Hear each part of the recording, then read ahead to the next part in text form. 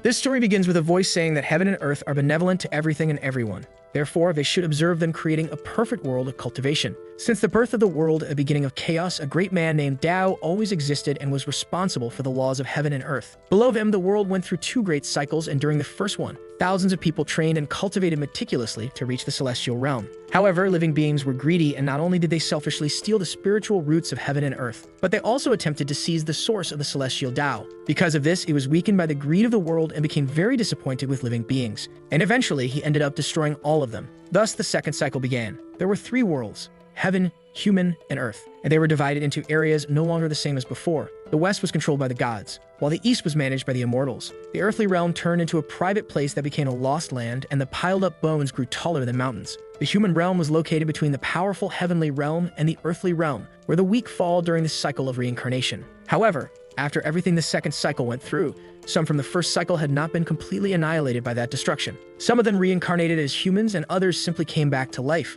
Others were reborn with their powers intact. They all shared the same purpose, which was to embark on the path of destiny and, as a result, challenge the celestial Dao. Thus, Dao awoke enraged and cast thunder upon the earth. And for the second time, the world ended up being destroyed. So now the world was in its third cycle, and decades had passed when, hearing that story, a random boy said he didn't want to know about it. In short, the previous celestial Dao left that world behind, and now he was the new celestial Dao. Next, the young man starts walking somewhere, saying he had just arrived in that world and it was already giving him too much importance, so it must have high expectations of him. The spirit says he is right because it is the celestial Dao that possesses unlimited power over that world. Then the scene shifts to an old man walking on a mountain. Apparently, he was surprised by something. Looking ahead, he notices a boy talking to a spirit, saying that strength doesn't solve all problems and that it only serves to defeat enemies. And Brother Sun had said that once one becomes strong and uses their strength against someone stronger, the weak use strength to fight the weak. However, he was not the old celestial Dao and would never make that same mistake. The old man, observing the young man, wonders if perhaps the boy was talking to himself as he couldn't see the spirit.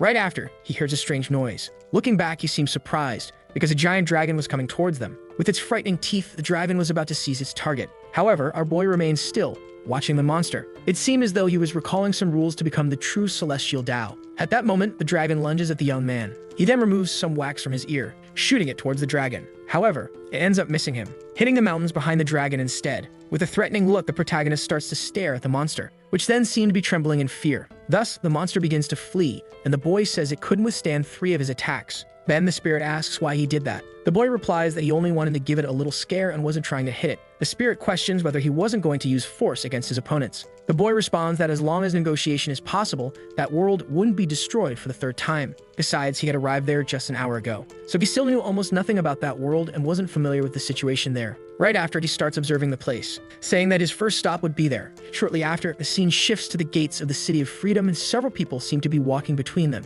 Meanwhile, a carriage appeared to be heading somewhere, and inside it, there were some slaves. The other man says that the hunt this time was great. For that reason, he would certainly get good payment for those women. Moreover, fairies are always sought after by the nobles of that city. At that moment, the protagonist suddenly appears in that place. The other guy, in turn, asks if he might be interested in his slaves. However, the young man remains silent. Continuing to speak, the guy offers his deal to the young man, because those fairies were the most recently captured, ranging from war prisoners to innocent women from a village. Observing the women, the protagonist stays silent. Then he seems to activate some ability with his eye. Looking at them, he assumes they all have empty hearts. Continuing his pitch, the man says that if those women were not pleasing him, he might have a very rare product for him. He calls the young man to follow him, and at that moment, he begins to pull off a cloth. The protagonist, watching, seems surprised. A beautiful girl then appears in that cell. The man says she is of the elven race, which can only be found on the western continent, and that he could have her for just 1,000 gold coins. Seeing this, the boy remains silent. Shortly after, he begins to leave. The man, irritated, assumes the protagonist is just a wanderer. As he walks away, the protagonist wonders if that was human trafficking, because it was really worse than in a feudal society. Then the spirit appears and questions why he doesn't free them. Perhaps it was part of his character. The boy asks why he should want to free them, because the slave traders would only keep capturing more people, and that wouldn't completely solve the problem. For this reason, he should look at what was in front of him, because there were at least 100 slaves in that shop, and it had branches across all continents. So, none of that could be resolved in such an easy way. The spirit says he is the celestial Dao. Therefore, as long as it was his wish, all the slaves in the world could be freed. The boy responds that another market would appear to fill the commercial void, and the wave of hunters could return once again. Unlike his predecessor, to solve the problem, it would need to deal with the main route. Entering the house, the other man welcomes the protagonist. asking what he might be looking for. Then he starts to present all the slaves, saying they had just been well trained by his market and guaranteed they wouldn't try to escape. Therefore, if any of them tried to desert, he could pay 10 times the price they were worth. The protagonist asks if, by letting them escape, it would still be considered fleeing. The man responds that as long as he buys them, even if he tells them to leave, they wouldn't leave his side. The young man asks if he could ask her some questions. The boy replies that he could, because if he wasn't satisfied with that slave, he could go to the VIP room where others were for sale. Meanwhile, that other woman was carefully observing the young man. Our protagonist, in turn, asks if she desires freedom. In response, she only nods her head. Our boy asks if she loves anyone. In silence, the woman remains quiet. The protagonist questions whether she desires to be a free person or continue as a slave. Reluctantly, the woman says she only wishes to be her master's slave. Hearing what the woman said, the protagonist seems to give up, asking the man to take him to the VIP room. Sometime later, that man seemed to be serving tea to the boy, telling him to enjoy it. Therefore, he should wait a little longer because he will inform someone to bring his exclusive products. Then he leaves the room. At that moment, our boy asks the system to open. Thus, the rule protocol should be initiated, and the abolition of slavery would be the first thing as his mission as the Celestial Dao. At that moment, a system appears, and a voice asks him to describe the rule he wishes to add. So the protagonist begins to think, saying that any act committed against any human or humanoid creature for trafficking purposes would trigger the rule, because if this happens, human traffickers would see the dark figure whose strength far surpassed theirs. And before engaging with the human trafficker, he would receive a warning. Shortly after, the spirit says the system has doubts as to why it ranked below the 5th position. The protagonist asks if he expected immortals to engage in human trafficking. Therefore, he shouldn't say he felt a bit ashamed of it. Shortly after, he begins writing more information, saying that until the first warning fails, the monster would attack until they stop trafficking beyond its intention. Right after, the system notifies that the rule is being prepared. It then requests a definition of human trafficking. The young man responds that it should cover all types of methods, except when it is voluntary slavery. If that happens, it should simply ignore it. Shortly after, the system notifies that the rule has been established, asking if it should be implemented. Thus, the young man clicks on the option for yes. At that moment, a light appears, and the scene cuts to that man bringing some slaves. In a matter of seconds, something strange seems to be happening. The system announces that the rule is now in operation. Right after, someone seems to open the door. That other man appears, saying these are the 10 best products he selected for the protagonist. All the slaves are then presented, and the man says he expects a high price for them. At that moment, something strange appears behind that man. A terrifying figure starts watching him. Seeing the monster, the man becomes desperate, and as a result, he falls to the ground in fear, asking if the protagonist can see it too. The protagonist replies that of course he can, asking if this is how his trading house welcomes its guests. The man replies that it isn't supposed to be like that. Our boy responds that, in that case, he's already starting from this place. The other man then asks what the protagonist is doing because getting close to that creature is very dangerous. However, the young man responds that if he wasn't in that place, he was the only danger. At that moment, someone ends up flying out of the wall. However, the protagonist manages to catch him. He appears to be badly injured. Right after, that boy calls him captain. The protagonist, in turn, asks who that man is. The man responds that he is one of the security captains of his trading house and a powerful second-order warrior. Observing the monster, the man wonders what it is, stating that it is obviously like him, but its strength surpasses his by far. Shortly after, that creature steps into the room, and it is revealed that the creature has the same appearance as that other man. Surprised, the man asks the boy if he has encountered such a situation as well, saying it would be best for the protagonist to leave because he couldn't guarantee his safety. Dao, in turn, asks him not to worry because there are no people in this world who could kill him yet. Irritated, the other man says he will leave Dao on his own. At that moment, the monster starts preparing its attack. Then the two charge at each other, and an attack is exchanged. As a result of the attacks, those slaves seem to be hit by the projectiles. However, the protagonist appears to intervene in this situation. At that moment, the other man is struck by his monster. As a result, he is severely injured. The monster, in turn, is quickly right in front of him. The man begins to plead for mercy, ordering it not to come closer. However, he gets confused by something, because the monster simply starts to walk away. It begins heading towards the slaves, where it quickly raises its sword, starting to break all their chains, thus setting them all free. The man, surprised, wonders what is happening. Dao, surprised, says that he finally understands now. Because those shadows don't want to kill them, they just want to free the slaves. Right after, the other man appears, asking for them to stop the monsters, telling them they shouldn't let the slaves escape. However, it is all in vain because all of his products are already leaving. At that moment, a monster resembling that man appears behind him. It quickly pushes him down. As a result, he falls hard to the ground. The other girl, in turn, is silently watching the situation, and as a consequence, she begins to flee. The man, in turn, is distraught as his money is slipping away. At that moment, a figure appears behind that man, and the woman seems to notice it. Then it is revealed that the protagonist is beneath her, asking the girl to return home. With tears in her eyes, the woman says she will do that, and as a result, she leaves. Watching the situation, Dao responds that all of this happened very quickly. At that moment, an unknown figure appears. Kneeling, the woman says she has finally found her master. Then the scene cuts to a tea house in that city, and Dao still seems to be drinking something, asking if he hadn't told her not to follow him. The girl says that this servant's name is Qin, and she is sworn to follow him, asking him to allow her to be his servant and travel with him across the continent. However, the protagonist ends up rejecting the girl's request. Devastated, she asks why, begging him not to abandon her like that. She questions if she did something wrong, and if so, she would change to satisfy him. Shortly after, the boy asks her to stand up, stating that he wasn't abandoning her. It was just that she was too attached. Therefore, she had a bad personality and her stability was moderate. And the moment someone annoyed her, she could easily destroy an entire country, thus it became a big problem. Qin, in turn, says she only wishes to stay by Dao's side. The boy says he feels very embarrassed when he's with her, asking if she still wants to stay with him, claiming that the girl is only after his body. So if he allowed her to stay, sooner or later, she might sneak into his room in the middle of the night. Right after, the spirit appears, saying that the girl wouldn't dare to do that because she would probably just snuggle up to him. Dao says she can follow him. However, she stays by his side and remains quiet. She won't draw attention. Observing the situation, Qin thinks that her master doesn't want her kneeling, and for that reason,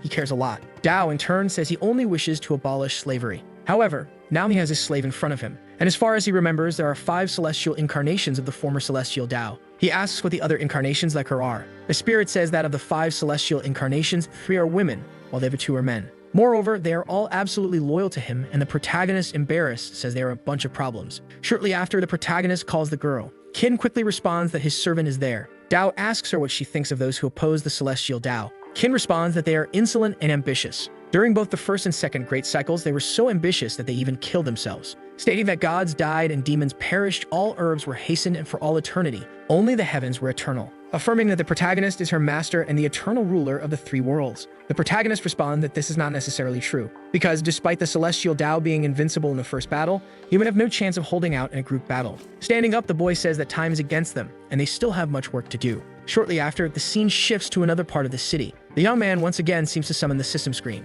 thinking that adding the rules was easy and that his plan had been successful. As they walk down the street, Qin says she has a question, claiming that he could easily provide unlimited wealth for everyone and eliminate all social pressure and hierarchy. She asks why he decided to use the black shadow to abolish slavery. Slapping the girl's head, the protagonist asks if she is stupid, asking if that wouldn't make everyone reject humanity and return to the era of apes. The reason for the celestial Dao is to maintain order, and what he is doing now is merely correcting the situation, and not interrupting the natural cycle of society. Therefore, his work should be called opening the path for people and being in command of everything, guiding them. In a world where light exists, darkness is also something extremely undesirable. Hearing what the girl said, Qin responds that she understands everything. Looking to the side, Dao seems to notice something, as a woman appears to be handing some coins to someone. The protagonist says that this is truly an example, asking to prevent the girl from ruining everything she should hide. Meanwhile, that girl seems to be helping a beggar, and another scoundrel is stealing her coin pouch. At that moment, the protagonist intervenes, telling her to pay attention because her wallet is about to be stolen. Quickly, the woman notices the man, and in an instant, she kicks him. The kick is so strong that the man is thrown away. Shortly after, the woman begins to observe Dao and thanks him for his help. As she greets the protagonist, the girl introduces herself, asking if he could offer her a job. The protagonist asks her to call him Dao. Thanking him again, she replies that if it weren't for him, she would be in a lot of trouble. Dao responds that it was just a trivial matter, so she should pay more attention to her belongings. As he begins to leave, the girl replies that she has more work to do and thus starts bidding farewell to the protagonist. Realizing that the girl is an adventurer, he asks if she might be willing to take on a job for him, thinking that if he wants to learn more about this world, it's better to find an adventurer to discuss it with. Furthermore, that loyal girl was good, but regardless of what was said to her, she might end up agreeing. At that moment, Dao hands her a pouch of coins, saying that he wanted to go west and that it was a bit boring, so he wished to find some people to talk to. The girl in turn becomes very happy, saying that the protagonist is very generous. Amid all of this, she asks if she could chat a little with Dao. He then responds that she should stay hidden because he would let her out again if she stopped talking to him. Sometime later, the scene shifts to the girl saying that the carriage is ready, apologizing if it took a bit long to prepare. Moreover, it was a smaller carriage to avoid attracting attention from others. Thus, he begins to introduce Dao to her colleagues accompanying them on the journey. Observing them, the protagonist says it's a pleasure to meet them, and so they set off. Meanwhile, that girl seemed to be discussing various matters with Dao. He then asks if Miss Mary is a nun from the Church of Light. The girl says that is exactly it, wishing the light to bless him. Dao in turn becomes pensive about the God of Light, thinking that the second great cycle of the God of Light was only at the peak of the celestial ranking and had no chance of fighting the celestial. Observing the protagonist, the girl appears a bit uneasy. Shortly after, Dao apologizes for that. He thinks that the God of Light from the first great cycle was killed by Qin. Then the spirit appears and says that Qin would probably claim she forgot everything. The number of celestial rankings from the first cycle was eliminated by her hand. The man begins to speak, mentioning that nowadays there aren't many people who pay just for conversation. He asks if the boy doesn't have guards. Dao replies that the guards wouldn't be as strong as him, Soon Yi appears and says that Dao is so strong that he doesn't need guards to leave the City of Freedom. The man comments that this is true because the protagonist's aura is so contained that it almost completely disappears. That's why he can hardly sense any presence. At that moment, the scene cuts to the underworld. A girl seems to be imprisoned. In that instant, she begins to feel her master's aura. The other man says that this is the nightmare of a slave trader, so he can't even imagine how many people have died at the hands of that figure. Shortly after, the scene returns to the protagonist, who thinks he is surprised to have been found because of his aura. For that reason, he had been too careless. The girl asks him to look ahead. A crowd of people is passing through that path. The other girl, observing the situation, wonders who those men are and if they seem to be refugees. The protagonist responds that they are probably slaves freed by the figure from the City of Freedom. The girl questions why they left that city, as it is very dangerous. The other woman replies that it could be because after the dark figure appeared, the slave traders had no more places to go. The other man says that this is the nightmare of a slave trader. Therefore, you couldn't even imagine how many people had died at the hands of that dark figure. The other girl says that despite the church's teachings prohibiting the slave trade, the actions of that dark figure were also very radical. However, the other woman, irritated, says that she has wanted to punch those traders for a long time. Then the protagonist asks if they think the actions of the dark figure are right or wrong. The two girls remain silent. However, the other man responds that she was right, so they should think better about it. Compared to prolonged misery, the sacrifices are only temporary. They may have lost only the gems, but they still gain the future. The other girl responds that they did what they had to do. But unfortunately, the dark figure didn't save the slaves who were still sold. So she wished for the goddess of light to save people from their suffering. Dao asks what the point of her prayer is. The girl, confused, asks what he means. The protagonist continues and says that the goddess of light cannot save those people. The girl, irritated, says that the goddess of light is benevolent. She believes that sooner or later she will save the world from all its misery. However, Dao replies that she cannot. He intervenes in the situation to calm them down. Dao thinks he wasn't joking because the goddess of light couldn't even save herself. Shortly after, the other man says that phrasing it like that is an exaggeration. Dao questions if he believes in God's salvation. The man replies that instead of believing in that kind of thing, he prefers to learn more spells to protect himself. He says it's true because it's better to save oneself than to ask for help. They cannot waste time thinking about relying on God to save them. The nun asks how some remote countries on the original continent are using live sacrifices to create rain. Dao asks if that's real. He questions if the young man would ask just to let a third-degree Taoist draw a flying ice talisman. Once the ice finds the clouds, it would likely rain. The young man is surprised by the protagonist's explanation. However, the other two seem not to believe it and start laughing at the boy. Qin in turn becomes irritated and tries to intervene in the situation, but the boy asks her to wait. Shortly after, Qin stops, realizing something is different. Dao, observing the situation, wonders why the girl is so quiet. At that moment, he understands why. He removes his hand and opens the system screen. He thinks he already knows what to do at that moment. Sometime later, the scene cuts to nighttime. The group seems to be camping at a certain location. That other young man appears to be performing some kind of magic. He lights the campfire and says it's very dangerous to travel at night. Therefore, he would have to ask them to stay there for the night. Observing the system screen, the protagonist says there are 3 third-degree magical beasts nearby. Shortly after, Qin appears at the scene. She mentions that there is a group of dead to the southwest that might pass by. She asks what she should do. Taking his blanket, Dao tells her to do nothing. She should just stand still and soon go to sleep. Hearing what the boy said, Qin remains silent. Wishing her master a good night, Dao throws a piece of wood to Qin. Confused, Qin asks what that was. On that piece of wood, it was written that attacks on everything were forbidden. She should do so at her own risk. Meanwhile, the man and the girl are talking outside. They mention that when they return from the mission, they should go to her parents' house and tell them she is pregnant. Dao, observing the situation, wonders if those people don't know how to be discreet. At that moment, the young man senses something and is surprised. He asks everyone to get up because something strange is outside. Looking down, he finds a strange light. At that moment, a skull appears. Behind it, an entire army of undead emerges. Observing this, Dao thinks the number of dead is excessive. The spirit says that everything is broken. Dao asks if the spirit means that reincarnation is interrupted. He demands an explanation. The spirit says that at the beginning of the first cycle, the former celestial Dao used his own power to evolve reincarnation. Thus, he balanced yin and yang. At the end of the first great cycle, reincarnation was destroyed by a reverse king-ranked power. Dao asks if they were that powerful. He wants to know why they didn't pierce the heavens. The spirit responds that they did, and a flow of chaotic energy poured onto the main continent, causing many casualties. The protagonist says that now he understands a bit about the former celestial Dao. Certainly, strength does not solve all problems because it would only end his enemies.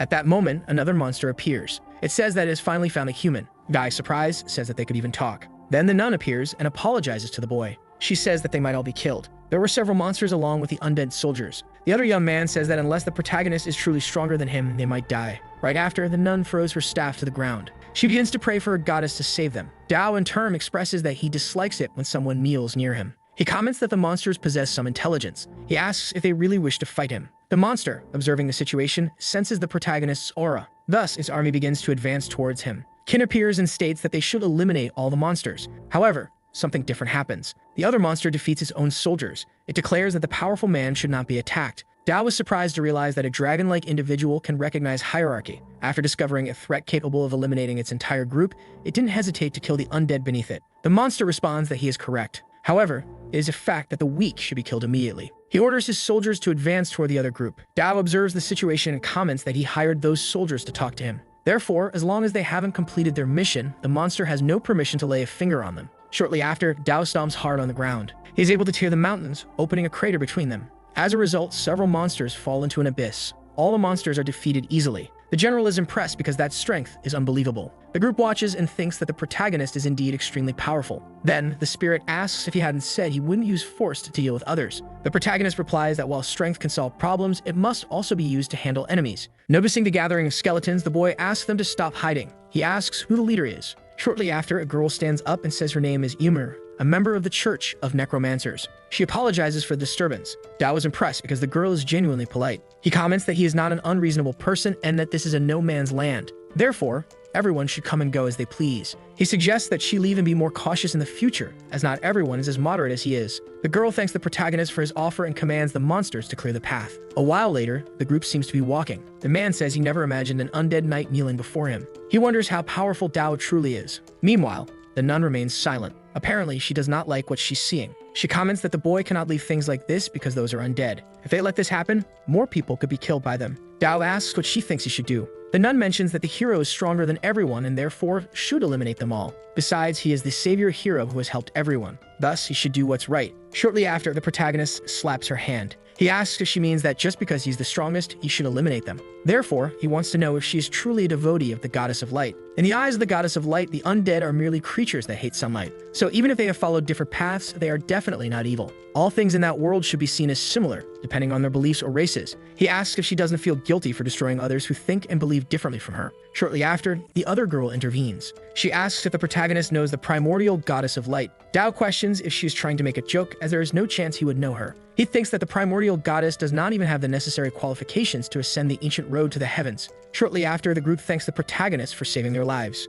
As a reward, they offer him a pouch of money. Dao responds that money has no value to him, so it was good to simply talk with them. Thanks to that, he gained a different perspective on some matters. Thus, he starts interacting with the system screen again. As he begins to leave, he says that he has some things to do. For this reason, they will have to part ways. Moreover, he wants to remind them that gods are real. But in his eyes, gods are just people who are stronger than usual. Therefore, if they strive to reach that level and go beyond it, they can become gods in the eyes of the world. He says he hopes to see them again. At that moment, he disappears. Seeing this, the other nun wonders if Dao might be a god. She responds that he is above the goddess of light. Then the scene cuts to the protagonist with Qin, observing everything from above. Qin in turn says she still doesn't understand something. She asks why they had to save those insolent immortals. Dao replies that to undo chaos and revive the celestial path, mortals are the most important contributors. Moreover, it's about putting people first. Qin asks where they are going now. Shortly after, the boy appears to begin casting some kind of spell. He states that they are going directly to the underworld. The scene cuts to another location that apparently is the underworld. Several undead are surrounding the area.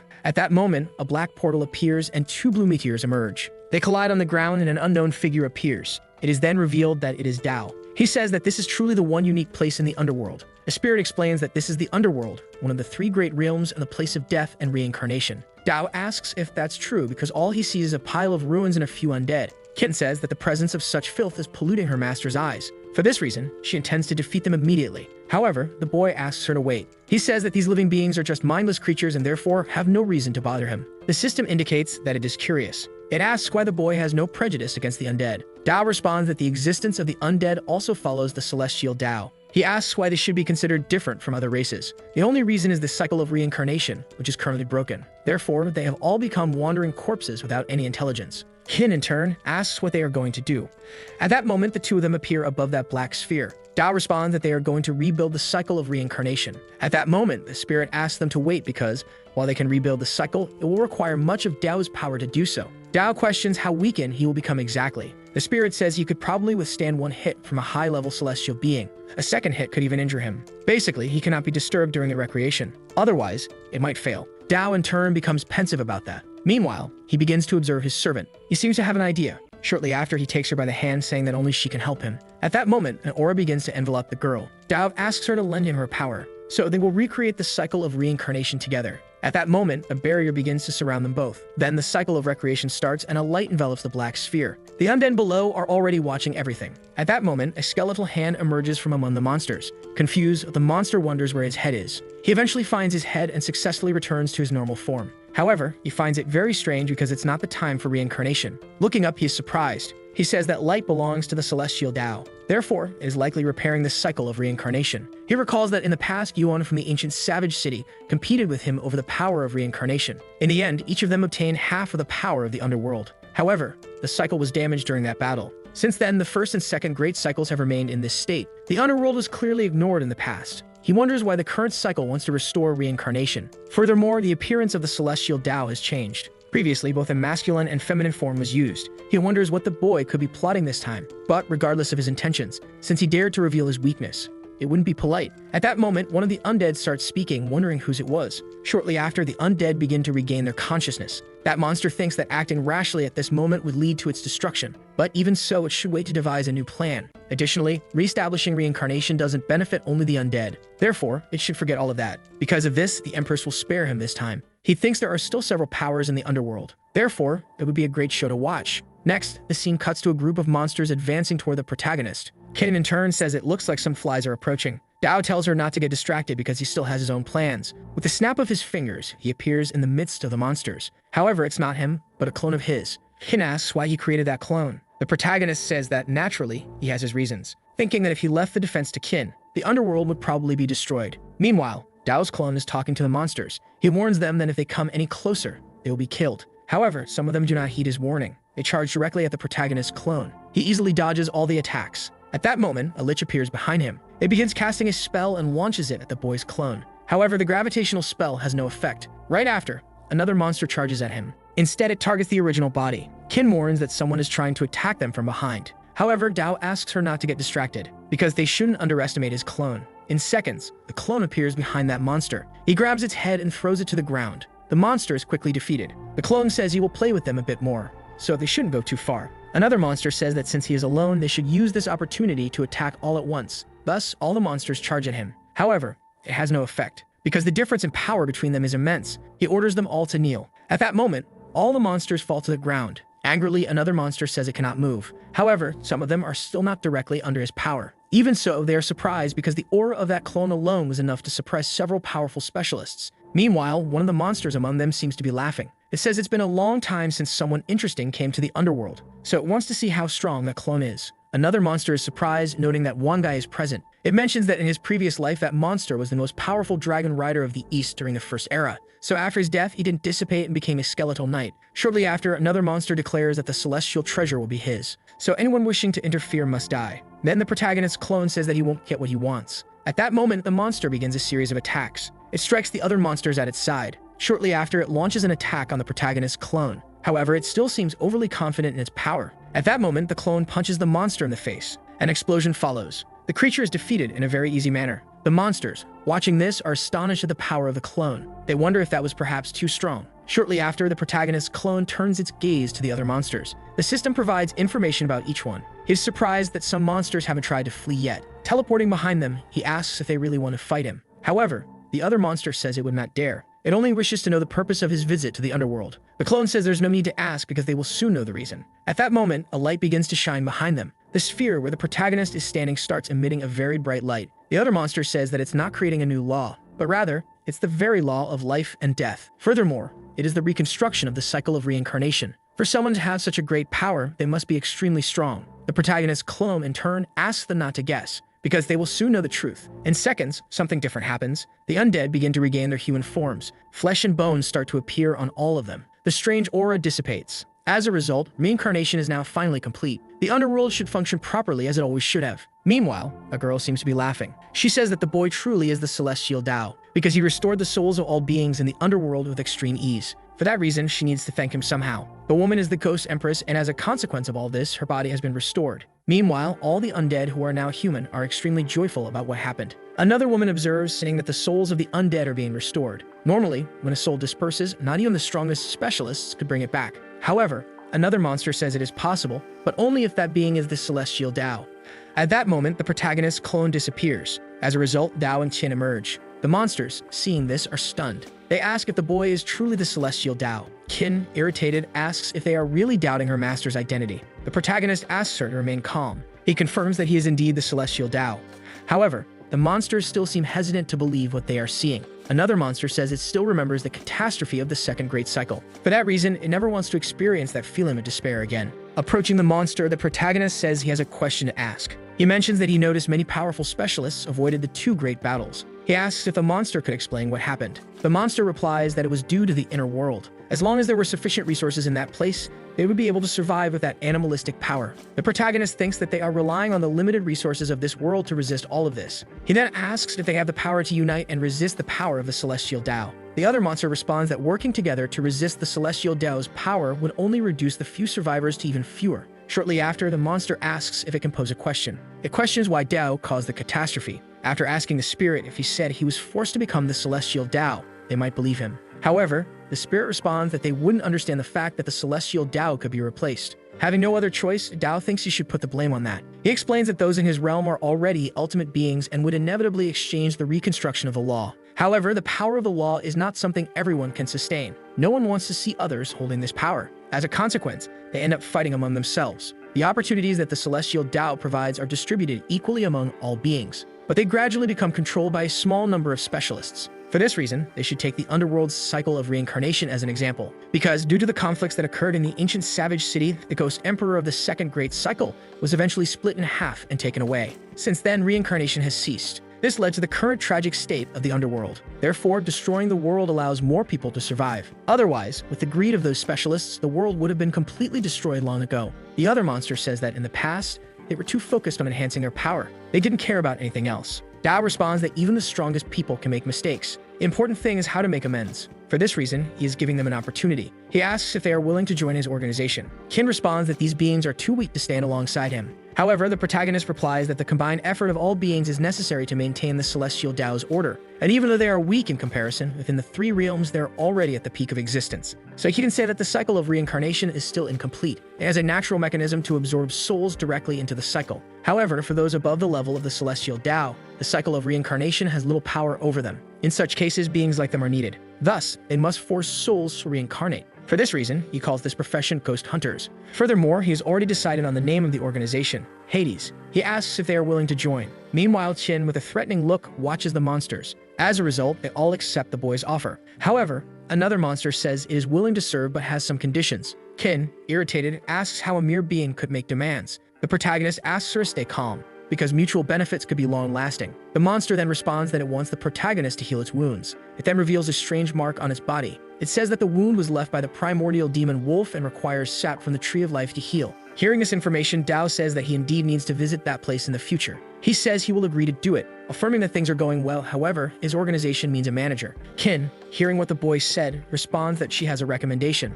She mentions that Yu Ming is definitely the best candidate to manage his organization. At that moment, the protagonist begins pulling some data on the woman. Dao questions if she could be revived, and the spirit responds affirmatively. Then the boy asks to bring her immediately. The scene then shifts to the protagonist and Qin heading to a location. The girl then says she has a question. She states that he could easily heal the other's wounds with minimal effort. She asks why he is purposely making a trip to that forest. Dao responds that she wouldn't understand, because only this way is like collecting quests from an NPC. Hearing what the boy said, Qin looks confused. At that moment, the two arrive at the destined location. Dao, in turn, observes everything in silence. In front of him is a chained girl who is apparently the person he was looking for. He approaches her, lifting her chin. He thinks her body is still intact. He mentions that although she had been sealed there after death, her aura is still inferior to Qin's. The spirit says that among the 5 celestial incarnations, Qin's strength is the weakest. The protagonist responds that it's fine, and they should proceed to revive Yu Ming quickly. At that moment, a system screen appears before the boy. It asks if he is sure if he wants to revive her. The boy, in turn, asks if this means that if the girl dies again, her power would be lost permanently. If that's the case, he needs to be more cautious. Therefore, he decides to give her 1% of his power. He then takes out a blue sphere from his body. As a result, an immense burst of light envelops the area. Meanwhile, the group of monsters is still waiting for the protagonist. The burst is so powerful that it reaches all of them. It even gets close to the woman from earlier. Surprised, she wonders what the celestial Dao is doing, assuming he realized the girl was not dead. At that moment, Dao grabs the microorganism again. He remarks that he forgot to control his aura when releasing his power. He thinks he didn't expect that just 1% of his power would be so terrifying. Shortly after, he approaches the girl again. He transfers that 1% of his power into her body. A light begins to envelop the area. At that moment, the girl opens her eyes. She immediately grabs the protagonist, saying that she is finally reunited with him. With tears in her eyes, she says he is now her master. Intervening, Qin tells her she doesn't need to be so close to speak. Then Dao observes the girl. She kneels, thanking him for his kindness, saying she will not disappoint him this time. Dao then says that he has a mission for her. He tells her that from this day on, she will be the chief manager of his agency. Therefore, she has only one task: to contribute and maintain the security of the cycle of reincarnation. The spirit comments that this seems like two tasks, and the protagonist asks if there is a problem with that. Observing, Qin thinks that Yu Ming's personality is very different from hers. But that's a good thing, because she would go mad if Yu Ming acted the same way as Qin. Shortly after, the girl asks if the protagonist won't stay in the underworld. Qin replies that their master still has other matters to handle, so she should take care of the underworld on her own. The protagonist says that since she is one of his celestial incarnations, she should have more confidence in her responsibilities. Moreover, he has already reconstructed the cycle of reincarnation. Now she only needs to become the king of Hades. The girl replies that she understands. Then she begins to shout, calling all forms of life to listen to her. She declares that she is the celestial incarnation of Yu Ming, and in the future, she will be the head of the organization, helping the protagonist manage the underworld. Those who used to be craftsmen will help with design, while the greater undead will oversee construction. The powerful undead will enter the human realm as spirits to guide the souls. Therefore, if anyone fails in their duty, they will certainly be killed. Furthermore, they will become enemies of the celestial Dao. The protagonist, observing the girl, says that she is truly frightening. The spirit says that the girl was the leader of Yu Ming clan when she was alive. For that reason, it seems that leaving the underworld in her hands will be without problems. Qin, in turn, asks where they are heading next. The boy responds that they are going to the Elven Forest. Shortly after, the scene cuts to that forest. A group of people seems to be there. They mention that the elves they captured this time are truly of high quality. Meanwhile, an unknown girl is inside a cell. Apparently, she remains silent. One of the men tells the other not to be careless, because until they leave the forest, they should remain alert. The other man says that their leader is very brave and asks who would dare block their path. But at that moment, someone does. A dark figure appears to surround them. The man, irritated, asks how they dared to do such a thing. At that moment, the spirit points its finger at them, pointing directly at the cell where the elf is being held. The man, irritated, asks if they are trying to steal his loot. At that moment, the spirit grabs its weapon. The men start laughing at the spirit because it wields a spear on foot. At that moment, it begins to form a magic circle. It summons a dragon above it, leaving the man very surprised by what he sees. Meanwhile, the elves are observing the situation, hoping they will indeed be rescued. However, another elf in the background thinks that's not true, because if it were the great elven god, the exclusive elven angel of the great god would be present, but this figure is dark. The other man says he doesn't care about their origins. If they want slaves, they can give them a few. However, the spirit responds that it doesn't want just a few. It points out that it wants all the slaves. This makes the man furious at what he hears. He then orders his group to charge at the creature. At that moment, the dragon breathes fire. It incinerates part of the man's soldiers, and then it charges again at his army, easily taking them all down. The leader observes this and is stunned. He begs the monster not to come closer. In seconds, the clone releases the cage, successfully freeing all the elves. One of the girls, in turn, thanks him for it. At that moment, the other man appears above the clone. However, even that is not enough. In seconds, he is killed. The remaining soldiers see this and start to flee. But it is already too late, because the group of elves has already arrived to help. Another elf tells the girl to observe. He says that is the divine dragon knight who has saved their kin. Shortly after, another elf says he plans to sell all the humans to the nobles. The spirit notices this. At that moment, it transforms into a clone of that elf. It successfully shoots an arrow into his skull. As a result, the elf is easily defeated. Another elf, seeing this, calls for everyone to prepare. However, another elf intervenes, asking them not to fight. She states that the man has done nothing wrong because she can sense that he treats all forms of life fairly. The other elf asks what she means by that. At that moment, the spirit begins to release the elf's bindings. They thank the man for his kindness. The elf says that since the appearance of the spirit is adhered to a single rule, this rule is to attack only those who traffic other beings, regardless of whether they are bandits or warriors. So as long as they do not engage in the slave trade, the spirit will not attack them. Shortly after, the elf makes an announcement stating that no one is allowed to take prisoners. In seconds, the spirit disappears, and the other elf thanks it for its help. The scene then cuts to the protagonist sneezing. He says he's fine, just felt a tickle in his nose. Meanwhile, he observes everything happening below. Qin, in turn, mentions that something is going on down there. The protagonist responds that it's simply the law he created earlier. Shortly after, a fireball begins to appear behind the boy. It quickly falls to the ground. From it, some monsters emerge. The elf is surprised by this. At that moment, the souls of the dead creatures exit their bodies. They are quickly captured, because all of them will be sent directly to the underworld. The other elf asks what she is waiting for, saying they should return home. Observing all of this, Dao remarks that the underworld and the cycle of reincarnation seem to be functioning well. Qin is surprised, realizing that all of this is due to her master's actions. Dao thinks that it's time to move on to his next destination, which is the tree before him, the elven capital. The scene then cuts to the city of the elves. Another elf announces that all the slaves will be responsible for cleaning the city from that moment on. They hand out brooms to the slaves. Looking up, a girl observes something. She thinks that she's finally home. Shortly after, a carriage passes by her side. The girl watches the person inside. At that moment, someone begins to exit the carriage. The protagonist, alongside Kin, appears and remarks that there are elves everywhere. He suggests they disguise their ears to blend into the city. Meanwhile, a man walks by asking his servant how many minerals those inferior races mine each day. While an elf seems to be begging for money to eat, Dao comments that he has nothing against the nobles, but there is a vast gap between the rich and the poor, and it's truly depressing. At that moment, the spirit appears, saying that the celestial Dao could easily put an end to it. However, the boy asks him to stop talking nonsense. He explains that to achieve equality, the oppressed need to resist on their own. A third-party intervention would only turn them into victims of another Arthur. The spirit notes that the boy is increasingly becoming the celestial Dao, and the protagonist says he will take that as a compliment. He observes the state of the world tree and asks if it has any connection with the elves. Kim, in turn, asks if her master wishes to meet the elven goddess. The boy replies that he does. Kim then suggests that she could set the world tree on fire, and at that moment, the woman would definitely appear. However, Dao asks her to wait as he only wishes to speak with her, so there's no need for fights. Kin warns that the woman was a rebel during the second cycle. Therefore, there's nothing to discuss. But the young man responds that's precisely why it's even more important to talk to her, because he needs to understand what those rebels think about all of this. He mentions that those who make more friends will have fewer enemies. For this reason, they should gather as many allies as possible. At that moment, a commotion begins as a girl rides a runaway carriage. She approaches the protagonist and Kin, shouting for them to get out of the way. It's the elven princess, who says she won't take responsibility if they get hurt. The carriage rushes toward the protagonist but ends up passing by him without harm. The system informs him that she is the golden princess, currently at the mid-stage of the third order. The protagonist questions if this is how nobles teach their children, as they should correct their behavior. At that moment, a blonde-haired elf passes by the boy. Meanwhile, the princess is about to run over an elderly man. The elf quickly intervenes and saves him, asking if he's okay. Watching the scene, the girl wonders why the elves have become like this. The old man thanks the elf for her help. The protagonist steps forward, saying that she possesses rare kindness in this feudal society. The elf asks who the boy is, and he replies that he is just a curious person. He then asks if the elven princess has always been this rude, and the elderly man replies that it's not just the princess. All the nobles act this way.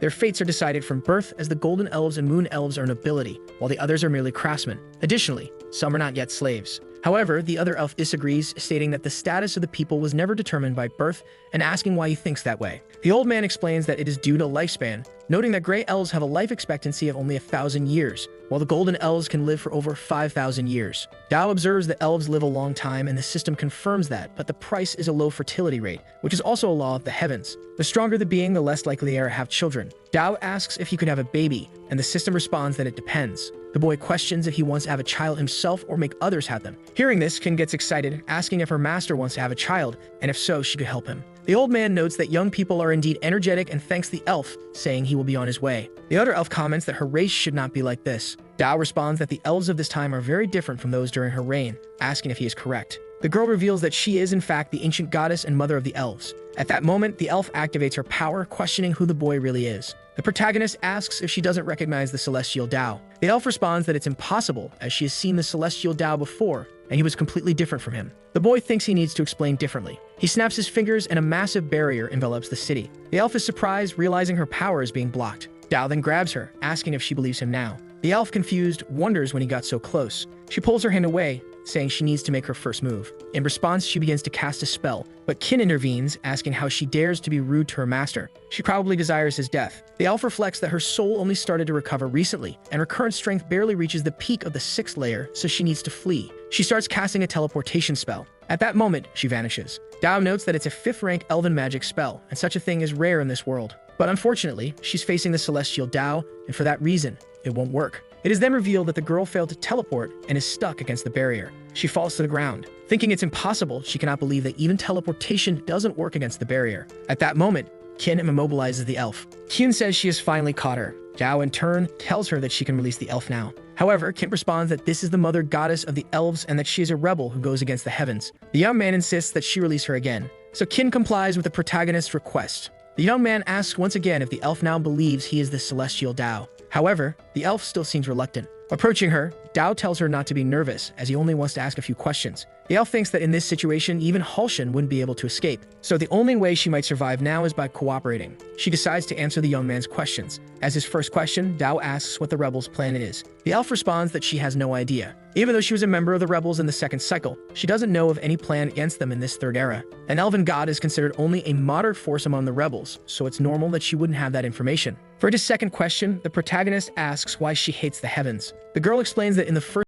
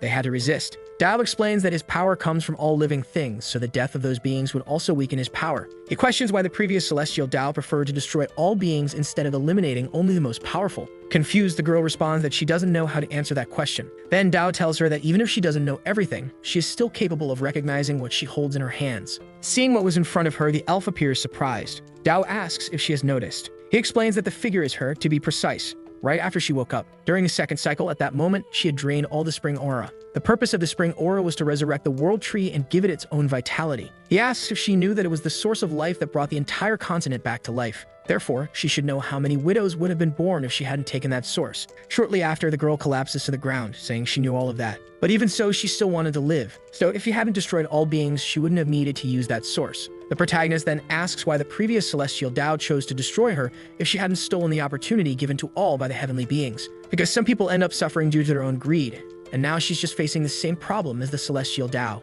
He asks what kind of response she would give if she were face to face with the fallen elves. At that moment, an elf transmits an alert. He announces that the rebel dark elves are invading. But in the next instant, the man is killed. Another man introduces himself as Shadnal, the leader of the dark elves' resistance. He declares that he is there to free them, and for that reason, they should raise their weapons. He then distributes weapons to the elves. With a threatening look, the elves begin to observe their kin who were enslaving them. They start to defeat those who were oppressing them. The other goddess, standing alongside the protagonist, silently watches everything. Tears streaming down her face, the girl seems unable to believe what she is seeing. She says that this is not how things were supposed to happen. The protagonist asks what she would do if she could stop everything. Furthermore, if the root of the problem isn't addressed, similar things will keep happening. The elf says it's all because of the protagonist. If she still had her power, she wouldn't have let this happen. Kin, in turn, asks if the rebel still hasn't learned her lesson. The protagonist says that she really hasn't understood anything. Because in the second cycle, the elves were already divided into upper and lower classes. In the second cycle, the golden elves who were close to her were already nobles, and the dark elves were isolated. The dark elves were never considered the same race and were treated as inferior beings.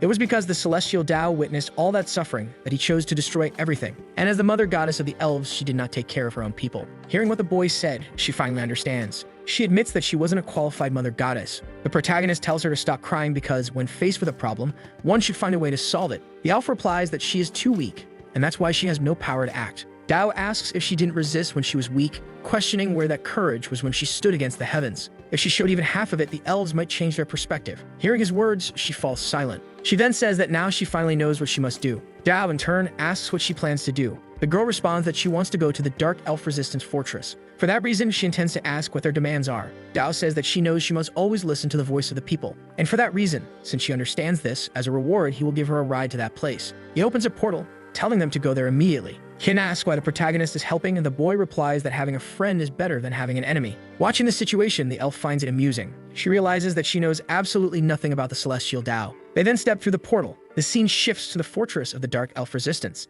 At that moment, the elf alongside the protagonist appears there. Dao announces that he has stopped hiding her presence so the elves can see her. The girl begins to approach the cave entrance. The group of elves starts preparing. Shortly after, they fire arrows at the girl. Dao states that she is the mother goddess of the elves, and for that reason, mere arrows will not kill her. The elf responds that although she hasn't fully recovered, she is not so weak as to be defeated by mere arrows. In that instant, she easily deflects the attacks. The group of elves is surprised, realizing that the magic she used could only be performed by a 5th-rank mage. Then another elf charges at her, saying it doesn't matter what her origin is, as the golden elves must die. At that moment, the elf begins casting a spell. She restrains all the elves in the area. The protagonist, observing the situation, notes that even at the initial stages of the 4th Order, the power of the Dark Elves is not insignificant. He adds that such power is rare among human nations. Sensing an unusual presence, the elf remarks that someone is approaching. Shortly after, a creature appears, stating that those elves are no match for her. After all, that person is the very mother goddess of the elves. The elf, recognizing the creature, is surprised. She realizes that it is the goddess of the Dark Elves.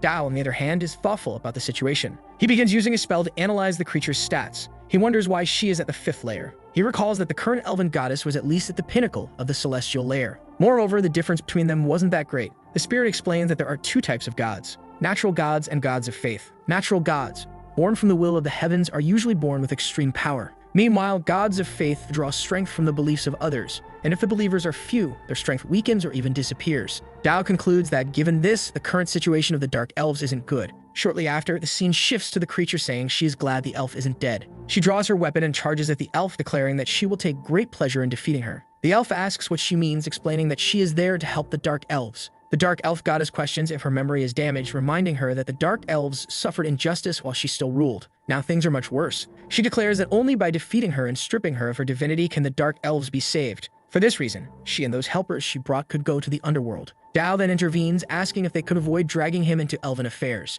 He snaps his fingers, and as a result, all the elves freeze. The Dark Elf goddess is shocked, asking why everyone has stopped moving. Dao assures her not to worry, explaining that he merely stopped time. However, the girl still doesn't believe it, insisting that it's impossible for anyone to stop time. Dao responds that ordinary people indeed cannot accomplish such a feat. However, for the celestial Dao, it's nothing special. The creature is astonished, remembering that the celestial Dao was the one who destroyed the world in the 1st and 2nd cycles. She asks if the boy is truly the celestial Dao, to which he confirms he is. Observing the situation, the creature notes that even the mother goddess doesn't seem to deny his claim. Kneeling, the girl apologizes for her rudeness, hoping that the celestial Dao can forgive her. The boy says it's fine, as he was only wandering by to see the show, but the elves still need to ask their goddess about these matters. The Dark Elf goddess begins speaking, admitting that she is neither a qualified goddess nor a competent creator. She says that self-blame will not save the Dark Elves. What they need right now is power and revenge. The elf goddess acknowledges that she knows well how they feel. Her current state is the same as when she fought against the heavens. In her mind, she only thought about resisting oppression and would do whatever it took to achieve her revenge.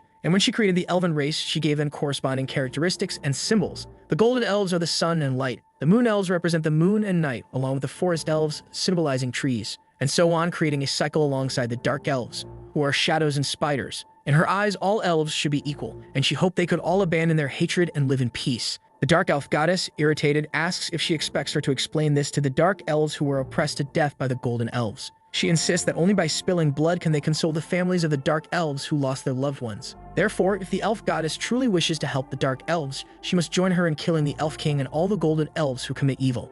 However, the elf responds that she could not do that because the Dark Elves and the Golden Elves are both her children, and she couldn't bear to lose any of them. Frustrated, the Dark Elf goddess questions why she is saying such nonsense, arguing that if that were the case, she should be supporting the Golden Elves. At that moment, the protagonist intervenes in the conversation. He mentions that she said the Dark Elves have always desired resistance, so he's curious about one thing: what she plans to do once the resistance succeeds. The girl replies that she would make the Golden Elves suffer for everything they had done. Dao, however, asks if it isn't the Dark Elves who hate the idea of ruling cruelly. The woman insists that she is not like those selfish Golden Elves and only wishes for the Dark Elves to live in peace. Dao tells her that if she truly thinks differently from the Golden Elves, she should not act the same way as they do. It's a matter of morality. And if she wants to fight the Golden Elves for power, she shouldn't claim the Dark Elves are suffering. If she truly seeks justice, she must not repeat the actions of the Golden Elves. Hearing his words, she falls silent. She comments that the Golden Elves have done terrible things to her clan and must be punished for everything they've done. Dao explains that there's always a price to pay for wrongdoing, but that price is not to enslave the Golden Elves for generations. At that moment, another creature sighs.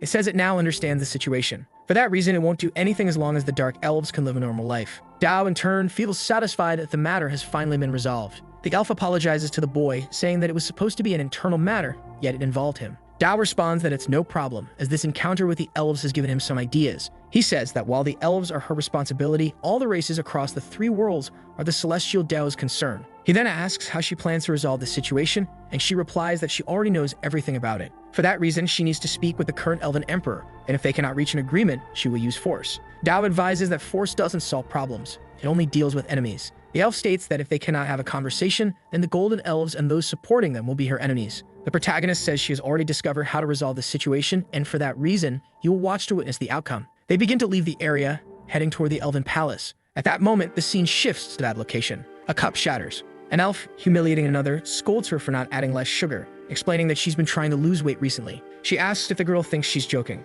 Looking to the side, she asks if the girl has prepared the afternoon tea. Watching her mistress, the elf becomes desperate. She pleads with the girl to spare her, saying she made a mistake. The elf asks if she thinks everything will be fine just by apologizing. Meanwhile, another elf watches the entire scene from above. She wonders how those elves could treat their own kind this way. Dao asks if she can't bear to witness such things and remarks that she might explode if he shows her another situation. He directs her to look at another part of the building. An elf appears to be escorting two girls. He instructs them not to waste time and to hurry. Next, a butler knocks on a room door. He announces that the new servants have arrived. Shortly after, the man inside commends the butler for his good work, mentioning that it seems there will be something to do today. The elf, watching all of this, remains silent. Dao, in turn, asks how she feels in that moment. The elf replies that this is the current reality of the elves. For that reason, there's no need to negotiate with the royalty. At that moment, she begins to cast a spell. As a result, the giant tree begins to glow. In an instant, the entire ground starts to tremble. People in desperation begin to kneel, assuming that the goddess is extremely angry. Shortly after, the earthquake stops abruptly. A group of panicked people starts running, fearing that the people of the tree have lost control.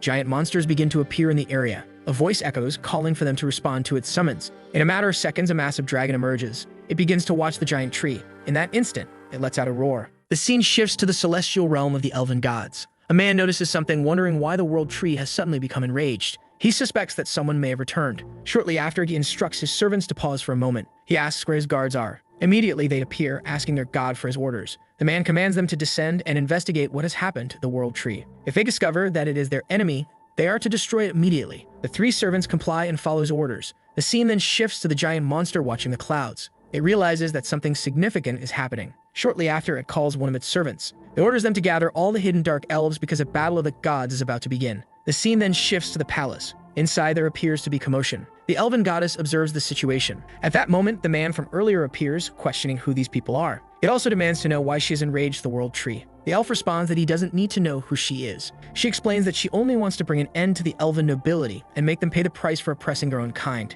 Hearing her words, the man starts laughing. He says it seems she hasn't understood something. Even with the help of the dark elves and the world tree, she won't be able to defeat the reign of the golden elves. He explains that the god of the golden elves is the current elven god and one of the western gods of the heavens. The girl responds, asking if that's all he has to say because if so, it seems there's nothing left for them to discuss. The man, hearing her response, asks if she thinks she can escape at this moment. He signals with his fingers and a group of archers begins preparing an attack. However, the mages accompanying the girls seem ready for this. Dao observes and notes that all of them are specialists above the 5th layer, advising caution. The elf questions why he said they wanted to unite the elves when even the elves themselves didn't want to listen to her. Dao tells her not to ask him, reminding her that when she rebelled against the heavens, she had asked the same question. Shortly after, the man asks if those will be her last words. He orders his subordinates to defeat them. The elf replies that this is the war he has chosen. With tears in her eyes, she asks not to be blamed for what will happen next. In that instant, a giant monster appears in the area. With a menacing gaze, it begins watching all the elves. The monsters start attacking the city. Immediately, the man orders the activation of the protection spell.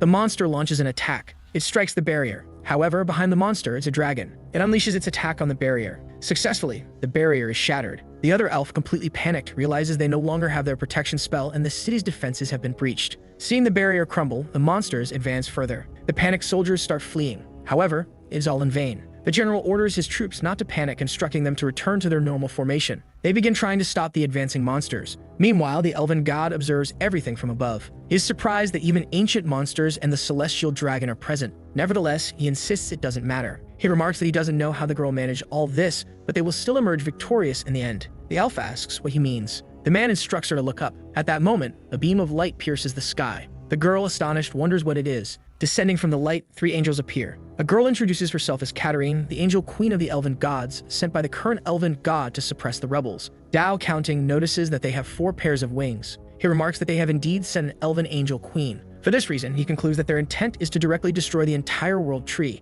The elf responds that she cannot let that happen. Dao replies that he fears there may be problems if they enter the human world without suppressing their power. In that moment, a lightning bolt strikes, heading directly toward the angel. However, she quickly perceives it. Within seconds, she draws her sword, managing to deflect the lightning. Dao comments that the celestial punishment for specialists entering the human world doesn't seem strong enough. Summoning the system, Dao declares his intention to change the rule regarding celestial punishment in the human world. He specifies that withstanding or breaking the celestial punishment will not be counted as passing the trial. It will trigger a new celestial punishment. After the duration of 1 incense stick burning, another punishment should descend with its power at a level higher than that of the violator. Moreover, this cycle should continue until the individual is exterminated. Satisfied with the changes, Dao notes that he now has the time it takes for an incense stick to burn before a level 10 Emperor lightning strike hits. The elf remarks that she thought he would eliminate the girl immediately. Dao responds that it wasn't easy for her to descend. For that reason, he wants to treat her as a gift for the elf goddess and let her have some fun. At that moment, the clouds begin to glow again. Numerous lightning bolts start descending from the sky once more. Katarina, surprised, wonders if she had already broken the lightning trigger or why lightning was forming again. She decides to end the battle quickly. At that moment, a voice calls out to her. The dragon questions if she truly wants to become an enemy of the world tree. The elf goddess apologizes, stating that she is under the command of the elven god. The dragon replies that the elven god has gained a bit of attention and now believes he truly is a god. However, Katarina demands that he not insult her god again. She orders her forces to protect the elven palace, stating she will deal with the world tree herself. Observing this, the dragon remarks that she is being overly arrogant, questioning if she thinks he will be defeated just because he has been suppressed. Katarina responds that for the elven god, even with her full power, she would not be afraid to face him. The dragon charges at her, eager to test her abilities. However, the elf goddess intervenes, asking to handle the situation herself. Recognizing his goddess, the dragon is surprised. He realizes she is still alive. The elf responds that she had indeed been killed before, but seeing the state of the elves now, she cannot rest in peace. She begins an incantation, asking the world tree to lend her its strength. In that instant, the giant tree begins to glow. From it, a spirit emerges. Qin, witnessing the situation, is surprised as the tree produces 6 great fruits. Meanwhile, Dao observes everything from above. Irritated, he questions how those could be called fruits. He says they are obviously mystical realms. He notes that if just one elven goddess possesses fruits of the 6 mystical realms, it would have required significant resources for those in the reverse celestial king layer. The spirit asks Dao if he wants to eliminate her. However, Dao asks not to rush things as they have remained hidden for many years, and it no longer matters. At that moment, the spirits take different directions. They head toward the elf goddess. Consequently, they enter her body. The stronger elf declares that she wants to see what the elf goddess is truly made of. Katarina, observing the elf, asks who she is. At that moment, Belusha begins casting a spell. She announces that she is the elven goddess. However, the angel still doesn't believe her, questioning if she's the elven goddess and asking who the other lord is. Belusha replies that he is merely a rebel. Even so, the angel doesn't believe her and charges at the goddess. The goddess begins her incantation. Katarina's attack hits her. However, she has already erected a protective barrier. Katarina, astonished, questions how such divine power could exist in the human realm. Lelouch responds that the power hidden within the human realm far exceeds Katarina's imagination. Looking back, she instructs the dragon to assist the dark elves in overthrowing the golden elves. The dragon follows her command and roars. Hearing this, all the monsters begin charging toward the palace. Shortly after, Mira calls out, asking the dragon to wait. He questions why the dragon is betraying the elves. The dragon replies that the one he is loyal to has never been the elf king. Mihir then declares that he will not show leniency to the dragon. At that moment, another elf appears. He tells Mihir that he should worry about himself instead. At that moment, an attack strikes Mihir, who barely manages to defend himself. The elf comments that the golden elf's armor is of impressive quality. Mihir then asks if the young man is with the rebels. The young man responds that he has always been one of them. Hearing this, Mihir becomes enraged. The scene then shifts to another. A boy watches the battle from above, observing a yellow globe. He comments that the dragon and the monsters have completely turned against them. He notes that the 3rd Legion has been thrown into complete disarray by the monsters of his own legion. Meanwhile, the 4th and 5th Legions, along with the rest, are stationed outside the city. Both have been attacked by wild beasts. Concerned, the girl wonders what she should do. The scene then cuts to another monster raising his weapon. It declares that the crusade against the Elven Emperor has officially begun. The Elven God, observing everything, is furious. He calls them an inferior race. At that moment, the dragon launches an attack toward the elven god.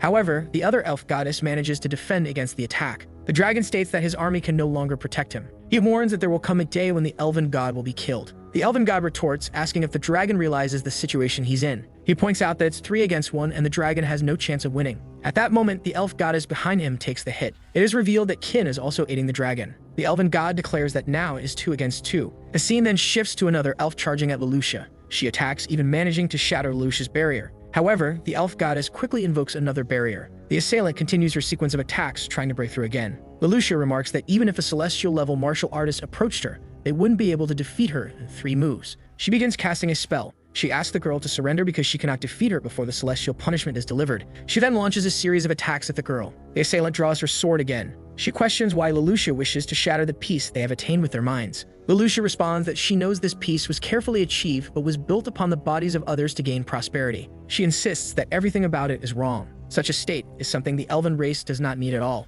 She then prepares a massive attack. The elves, watching everything, assume a meteor is falling and that they are probably doomed. At that moment, the elf tries to flee, believing the meteor will not harm the elf king.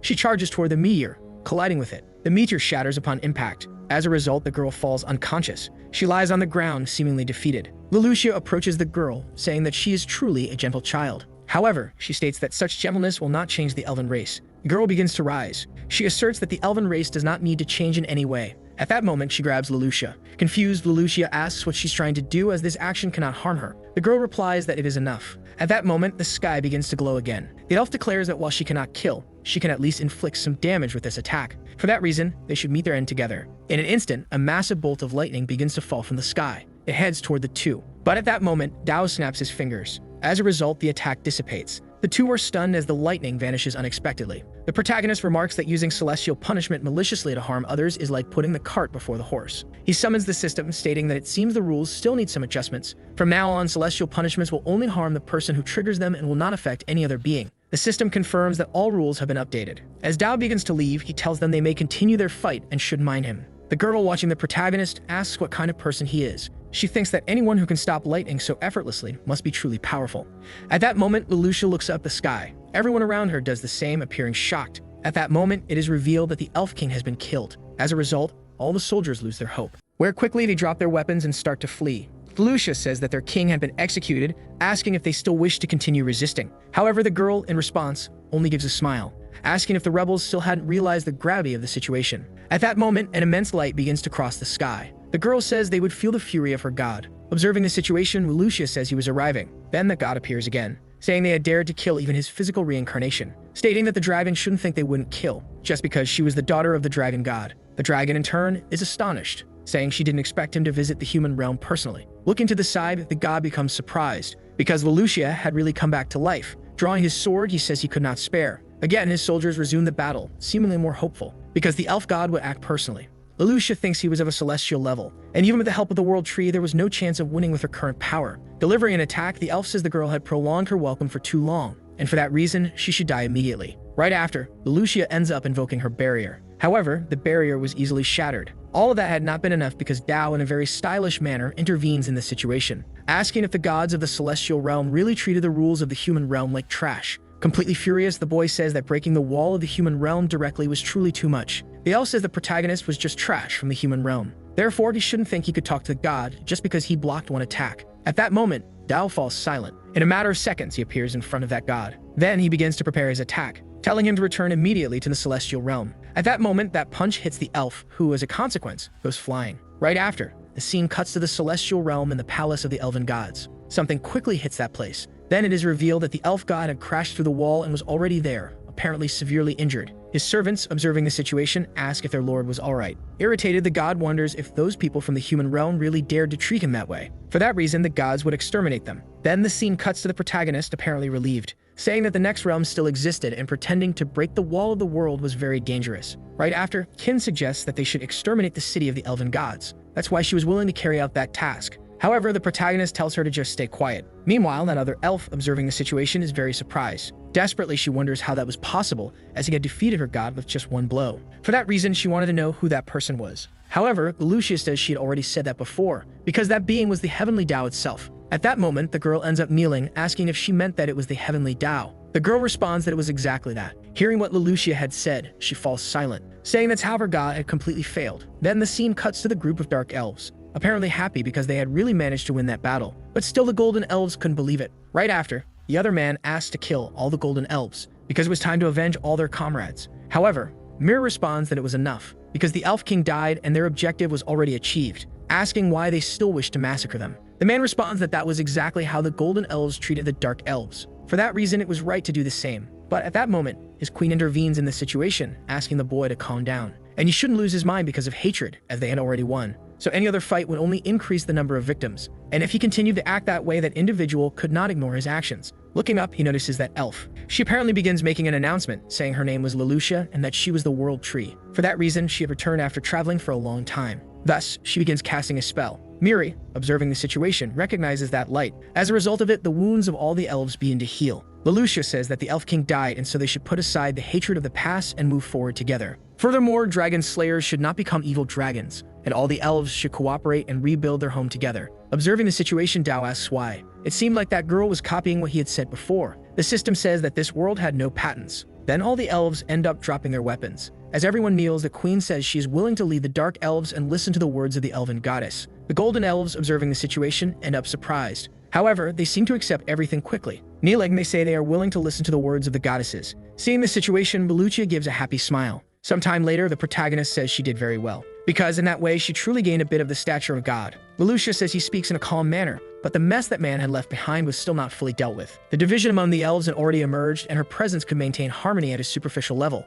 Therefore, if the root of the problem was not resolved, the clashes between the different races would only continue. Dao, in turn, is pleased because it was impressive that the girl had already thought so far ahead. The girl says that in that third cycle, the Heavenly Dao gave her a chance to restart uniting the elven race. For that reason, this time she couldn't mess things up again. Right after, Dao says there is a way to resolve the whole situation. Happy, Lelouchia asks how she should do it. Right after, she grabs the protagonist's arm, saying that as long as he helped her people and freed the social division, she was willing to pay any price. Kin, observing the situation, becomes extremely irritated, asking what the goddess was doing. Dao, in turn, asks her to just step back and listen to what he had to say, mentioning that the elven race was undoubtedly facing two problems. These were the conflicts between the different elf races and the unequal wealth. For that reason, the elven race needed to change in 4 areas: food, clothing, housing, education, and safety. That's why he knew a method to handle all those 4 areas. And that method was creating an elven community. The beautiful young woman asks what an elven community is. The man explains that a community is a public association. In a community, everyone is equal, and all the elves would do the jobs they were best at,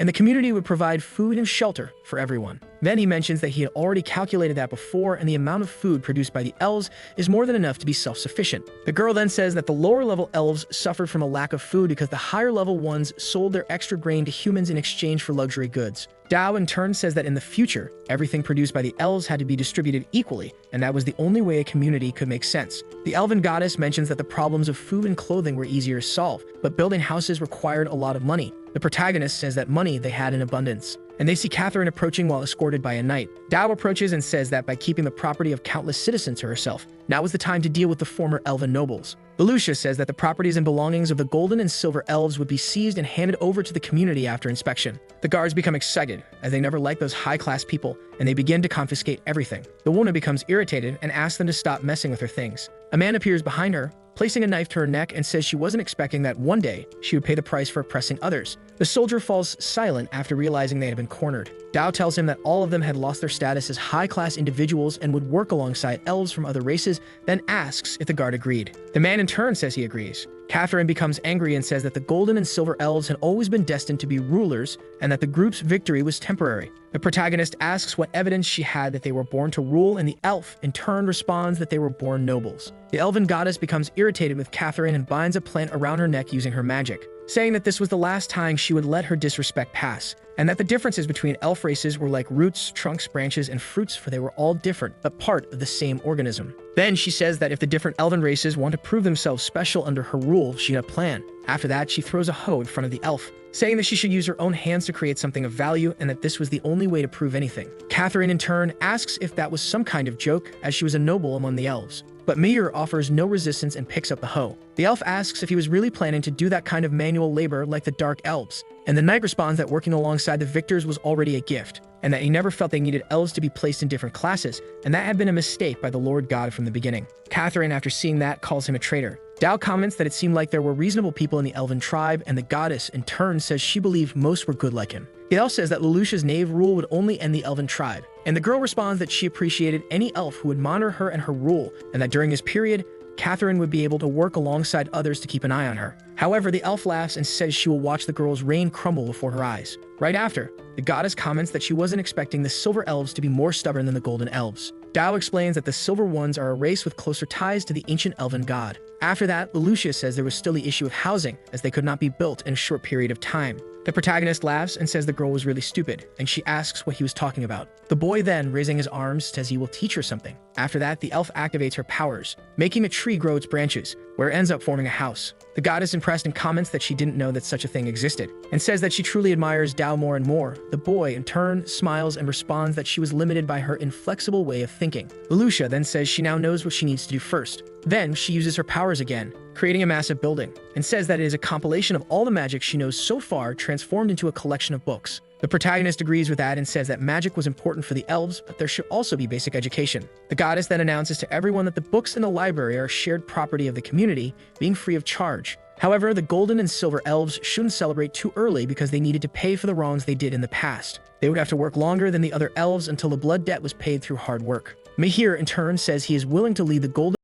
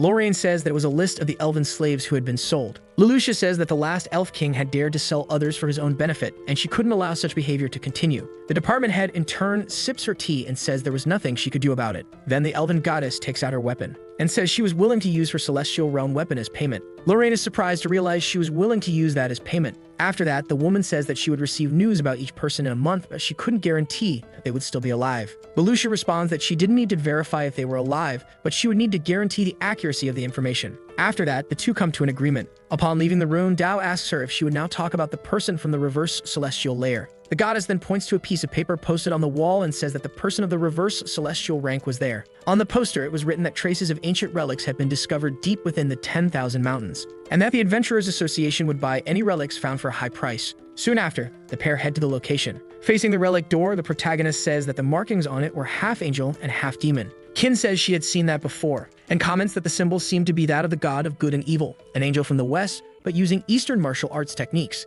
Dao asks how she was as a person during the second cycle. Kin in turn responds that she was nothing remarkable, but she was the second disciple of the great celestial demon mother. The magic sphere comments that the celestial demon mother could be considered someone important in the second cycle, but in front of the Dao, she would be nothing more than an insect. The protagonist in turn says that those cultivators simply didn't understand the cultivation system formulated by the previous celestial Dao, which in turn never limited the cultivators but instead tried to protect them, preventing them from facing the dangerous chaos outside their realm. The Xuan realm was what the previous celestial Dao trusted to let cultivators explore this chaos, but they took it for themselves and used it to aid their cultivation. The protagonist says that the cultivators should not have stopped in this small realm but should have conquered the sea of chaos, creating 3,000 realms. The sphere responds that the boy's way of thinking was very good, but not everyone does as he wishes. Soon after, Dao notices someone arriving mounted on a dragon. It is Anru, who apologizes for being late. The man asks who the protagonist is, and he in turn responds that they shouldn't panic as he was just an adventurer looking for relics. Inside the cave, the protagonist asks a question, saying it was nothing personal.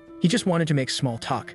Amru responds that he believed it was hard work and a bit of luck, and that it was essential to exercise the body and accumulate knowledge. Dao then asks what cultivation qualification the soldier would like to receive. However, the man doesn't understand the meaning of that question, so the boy decides to give an example. Then he explains that as soon as you are born, you receive attributes like earth, fire, wind, and water in your body, or receive partners, weapons, or pets. Andrew asks if that was how animals were domesticated. The protagonist explains that at the age of 6, people awaken a magical weapon or a beast, so they can enhance their strength by cultivating both. And the knight, in turn, comments that he would really like to see something like that, and that perhaps all of them are suitable for fighting, just like dragons. Dao responds that if someone uses this method and awakens different things, there will be a certain difference in power. And after that, a new class division will form, which isn't much different from now. Andrew believes that if the methods are correct, everyone has a chance to become powerful, as hard work is always necessary. The protagonist finds it curious that the young man believes the cultivation method is more important than the qualifications. The man asks why the boy was asking that, who in turn responds that the goddess was stronger than him, so he should ask her, as she has a higher reference value.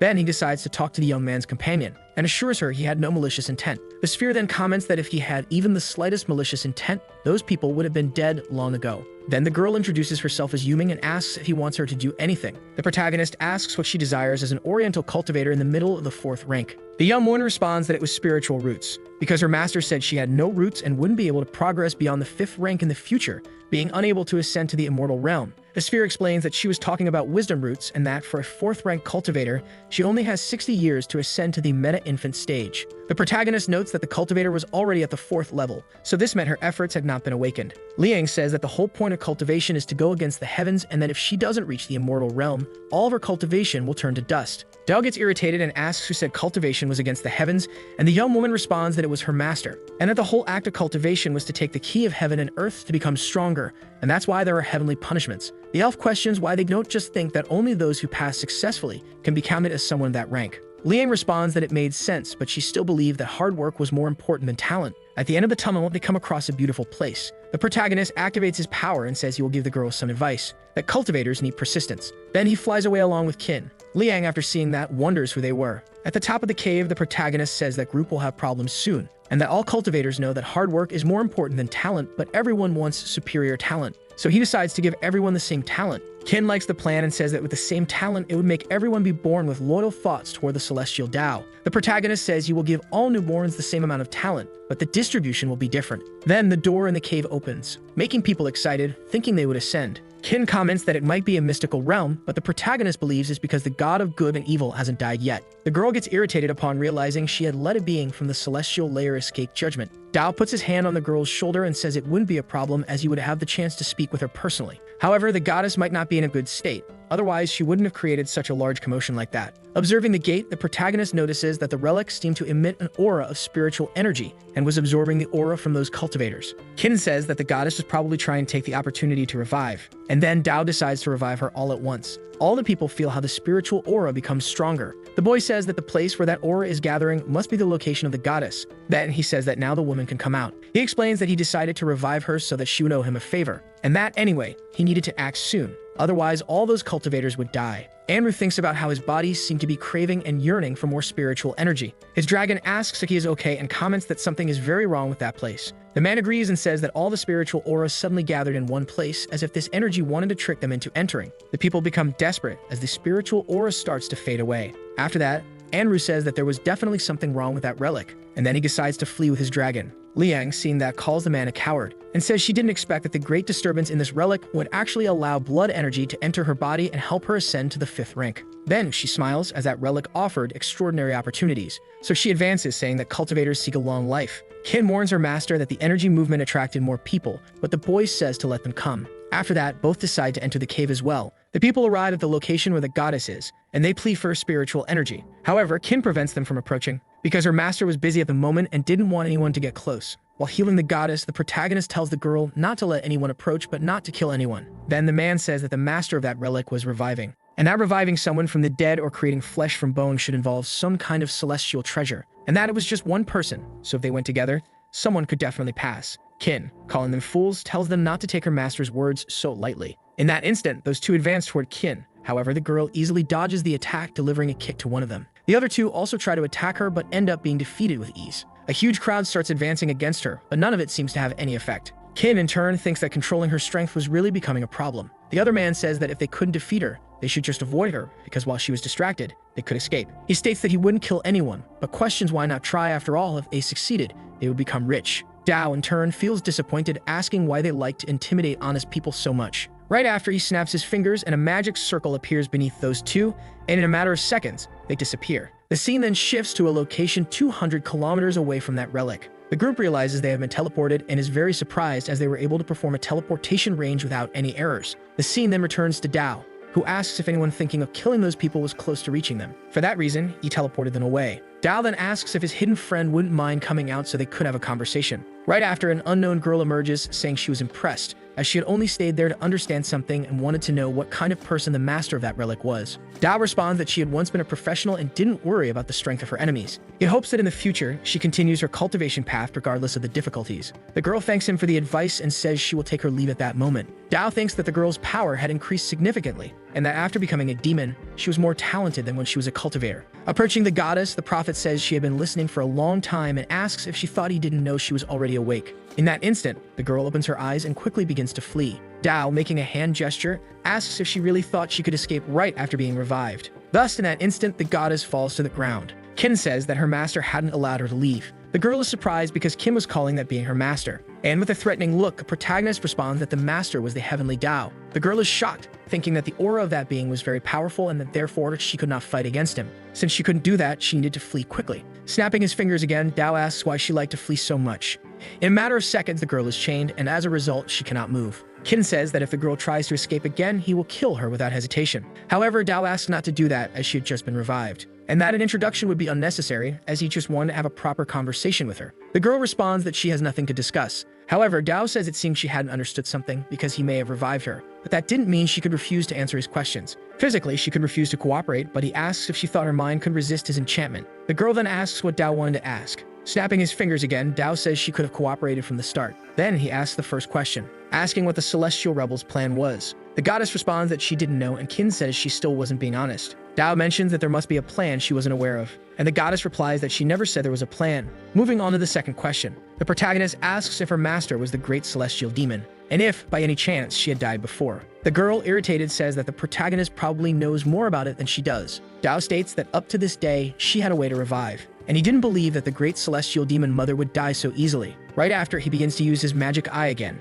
saying that with low power, it's normal not to know the plans of the great celestial demon mother along with the core. Therefore, he asks the third question, questioning why she had rebelled against the heavens. And the girl responds that if the heavens were merciless, she had to rebel against them. Hearing what the girl said, the protagonist begins to laugh, asking if she could explain better what she meant by the heavens being merciless. The girl says that the heavens were harsh and treated everyone as inferior beings. In their eyes, there was no place for them among living creatures. Dao says that for a Western angel, she knew a lot about Eastern topics. There was a second timeline in which she had said, because saints are mad and treat people like dogs. He asks what the attitude of a high-level cultivator is towards an ordinary person. Therefore, she should understand more than anyone about that matter, and she should answer if there was any difference in the way she and the celestial Dao did things. The goddess says that it was because he had broken the path of cultivation, so she had no choice but to take resources from others. Dao, disappointed, asks if she really thought he had broken the path of cultivation. It seemed he would have to explain things again. However, the woman responds that it was already too late, because of him, everyone had died. Dao, however, asks her to wait,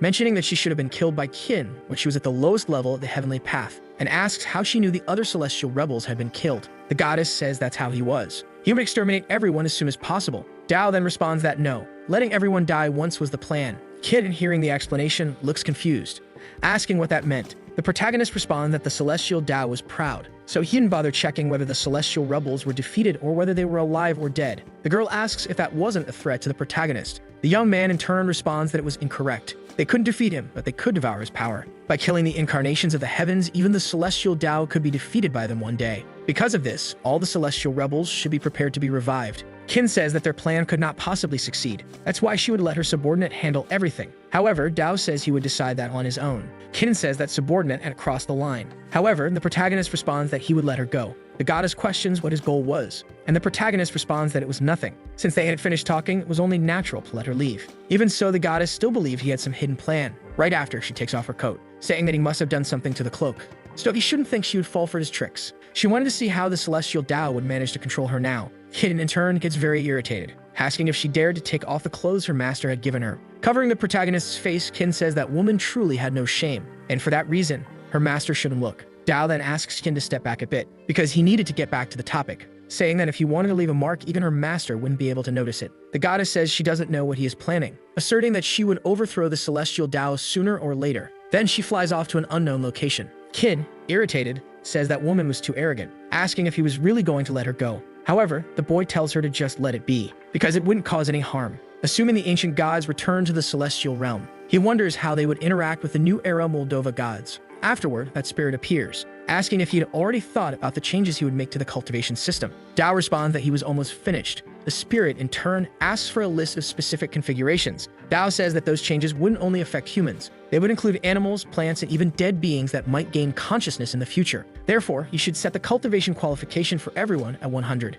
However, he would assign their talent qualifications randomly to each spiritual root. The system asks why it would be random, and wants to know what would happen if someone ended up with a very poor cultivation qualification by chance. Dao says that if the total qualification was the same, it would mean there were no useless qualifications. And when they turned 12, he would give everyone access to the Celestial Dao library, and everyone could choose the cultivation method that suited them best. The spirit asks if that wouldn't cause the number of cultivators to explode, and end up plunging the world into chaos again. Dao responds that the majority is the central theme of this world, and in any case, the purpose of giving them qualifications and cultivation methods wasn't for them to work non-stop. What he expected from it was that they could work together to leave that world. Observing all this, Hin says that her master was truly incredible, and the boy says that it was time to return to the elf forest so they could take a look at it. Sometime later, the scene cuts to the elf forest, and people were working together to rebuild the village. Observing all this, the protagonist says that it wasn't bad at all, because the elf community seemed to be progressing well. Then the elf goddess appears, asking what the young man had done, and she wanted to know why the goddess of good and evil had returned from the celestial realm in her complete form.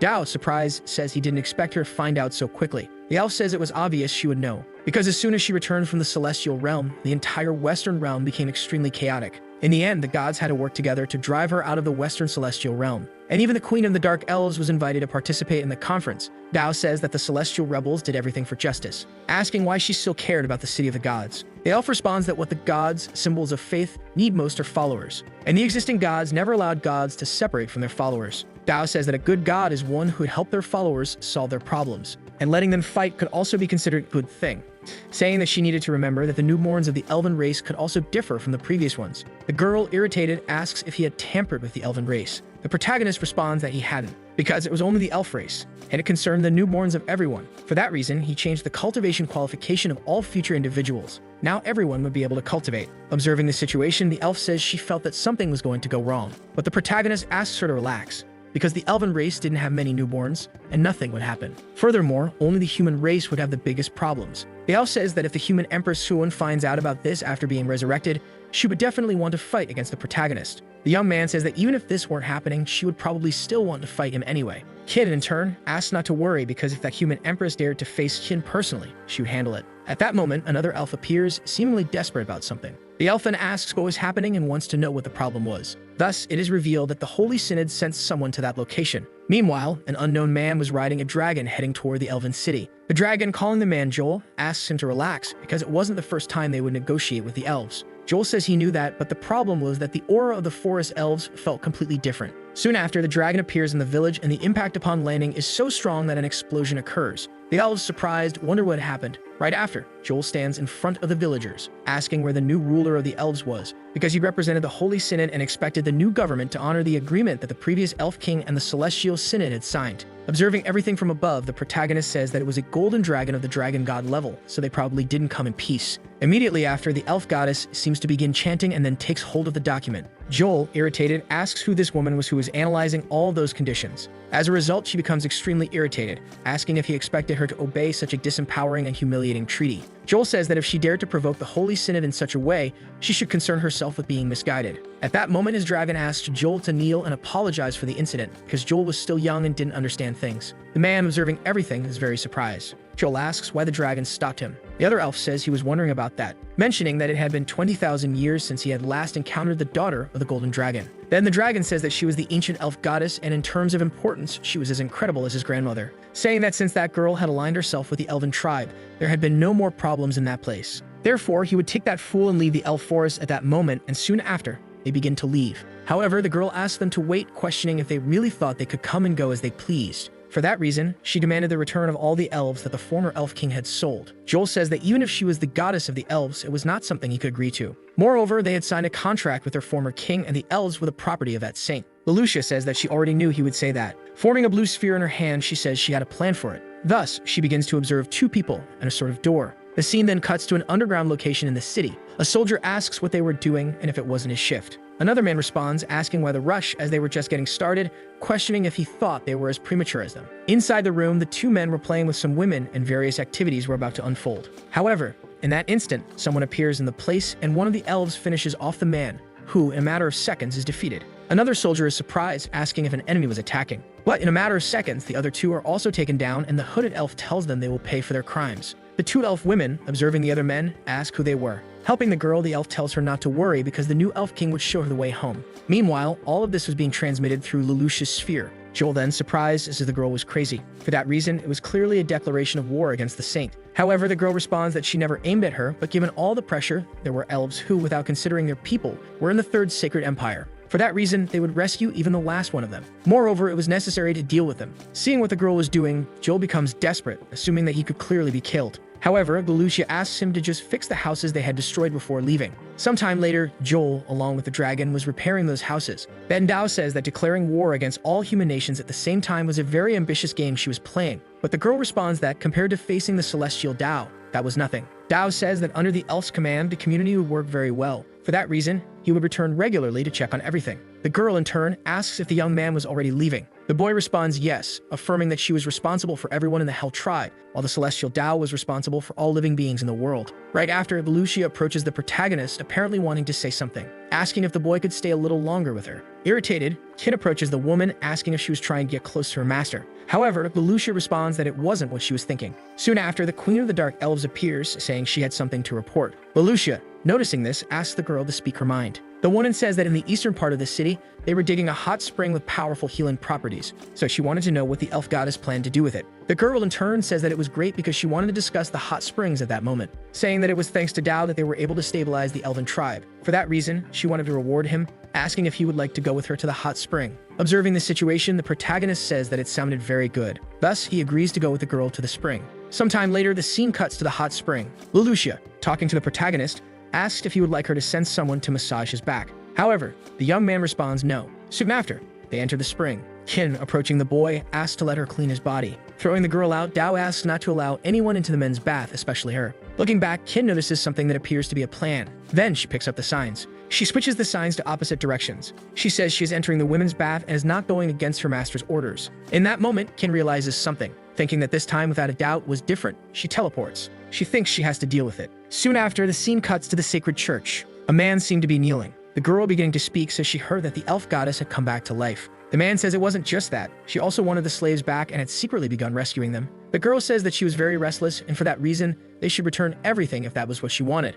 The man says they had already signed a contract, and therefore, all of them were the property of the church. The girl, in turn, asks if the man was questioning her. Kneeling, the man responds that it wasn't like that at all. The girl says that if relics from the past era are found in the human world in the future, they should be brought to the church and sealed. The man says he understands all of that. Thus, they end the discussion. With a threatening look, the girl says they were old friends, and for that reason, it wouldn't take long for her to come back and discipline them. In that moment, the scene cuts to someone who apparently entered a certain place. However, the aura she had sensed before had already disappeared. She then remembers that she needed to return before her master finished his bath. She quickly starts heading back to the spring. Then the scene cuts back to her. Leloucia says that the place was great. Moreover, in that hot summer, they should open the bath to all the elves because she didn't want to be like the old high-class elves. Handing out some towels, the Queen of the Dark Elves says that could wait until the girl had rested. Leloucia asks if she would join her. The woman says she would bring everyone later because she had to receive reports on the elf rescue operation first. For that reason, she shouldn't worry. Thanking the girl, the elf responds that she should enjoy herself without ceremony. Right after, she enters the hot spring. However, she still didn't know that the signs had been switched. As a result, she ends up entering the wrong place. Looking around, she says that she was clearly alone, but even so, she felt very embarrassed. Shortly after, she starts observing the area, saying that her children were very clever because they had learned to use magic to build houses. She then sits down to rest. She says that before the protagonist leaves, he should deal with the problems of the elf community. Right after, the voice says that the elf goddess should be more confident. It is then revealed that the protagonist was there, stating that the community was an important experiment and that he believed she could handle it well. The girl, extremely embarrassed, asks why the Heavenly Dao was in that place. However, the young man still seemed confused. He then stands up. Dao says it was interesting because he assumed the girl finally couldn't hold back and was throwing herself at him. However, she responds that she would never do such a thing. Lelouch asks what he was trying to do because that was the women's bath and he shouldn't be there. Dao then looks confused, asking if Qin hadn't blocked his entry. However, she responds that she hadn't seen that girl. Dao, surprised, assumes that something must have happened with Qin. Meanwhile, Lelouch seems a bit embarrassed about something, asking the boy to cover his area because he was still in that place. Dao says he never thought the elf goddess would be so embarrassed to see a man's body.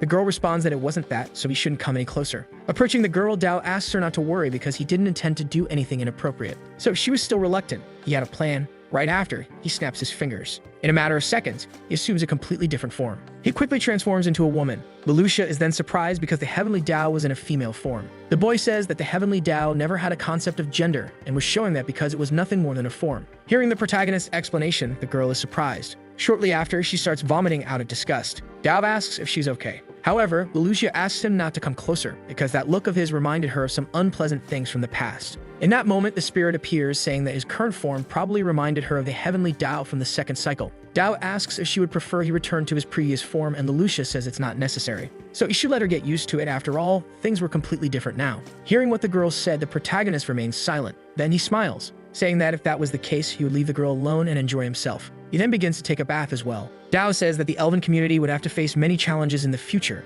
and it would be better to handle the entire race together. Lelouch says she understands the situation and for that reason would put all her effort into it. It didn't matter what happened before because she had to thank him for everything he had done for her race. However, the young man responds that he did all that merely for experimental purposes. The elf says that for the elven race, it was the beginning of a new life, and to be honest, she didn't know how to express her gratitude. But the boy responds that he has an idea for that. He starts looking at the girl with a different expression. Embarrassed, the girl asks if he really wanted her to do that because, in fact, it was her first time. Dao asks if she saw a third person in that place, and for that reason, should come closer because he wanted to feel comfortable. Approaching the protagonist, Lelouch responds that she would begin. She starts massaging the protagonist, asking if the pressure was just right. In that instant, someone else enters the hot spring. It is revealed to be Qin, who says she also wants to join. She ends up witnessing the scene of Lelouch with a boy. Observing everything, she falls silent, apparently surprised by something, because her master was no longer visible in that place, but in reality, she didn't know that the two were already invisible. Dao asked the girl to stay quiet as they couldn't let Qin know that she was bathing with the protagonist. Lelouch imagines a scenario where the world could even be destroyed if Qin discovered the truth. Dao says it seems she already understood the situation. Soon after, Qin enters the hot spring, feeling very frustrated because it seemed her master had already left. Blaming the goddess of light, she says she had orchestrated everything so she couldn't bathe with her master. Dao in turn says that it was always her desire to do so, and for that reason, they should leave as soon as possible. Soon after, they begin to leave. However, Lelouch bumps into something. Surprised, the girl asks who is there. In that instant, she grabs the girl. She then realizes it's the elf. She asks why she was there, thinking she was trying to retrieve her things. Soon after, Dao asks the girl to let go of Lelouch because it was all a misunderstanding. And all of it happened because the girl had switched the gender signs. Surprised, Qin asks why the protagonist was in that form. Dao in turn responds that there was really no need to maintain that female form at that moment. He then snaps his fingers, returning to his normal form. Qin, desperate, says the girl shouldn't look at her master's body. Meanwhile, the group of elves was at the back of the hot spring. They then enter to greet their goddess. However, they end up encountering that extremely awkward scene, where they quickly begin to leave, apologizing for disturbing them. Shortly after, the scene cuts to the royal castle. Qin is very sad. She says her image has been completely destroyed. Frustrated, Qin says that even though she had seen her master's body, she was still not satisfied. Dao then says that it wouldn't be difficult to make them forget about the incident. However, Luther says that it's fine and that he shouldn't do anything to them. At that moment, the Queen of the Dark Elves appears, asking if she could interrupt for a moment. She says she had received the latest news from the perimeter of the elf forest. It was said that the army of the Third Empire had entered the border. The scene then cuts to several soldiers heading toward a specific location. Their captain says they are going to the elven territory and should be cautious. Another man says that attacking the elf territory seemed like a dream. He comments that if he could capture an elf woman as his slave, it would be extremely gratifying. Meanwhile, an older man observes Yudu in silence. He wonders what those young people see in war. The other man asks if he isn't a bit anxious, given they have an imperial army of 30,000 strong men. For that reason, the elves wouldn't stand a chance. The man responds that if he underestimates the war, it will definitely have a huge impact on him. He then asks why the old man is so apprehensive. The man replies that it was an order. Right after, the wind starts to pick up. The general says that something probably happened, and they should take their positions. Thus, the soldiers form their defensive stance. One of them seems to have noticed something. Shortly after, he begins looking up at the sky. A giant monster was surrounding them.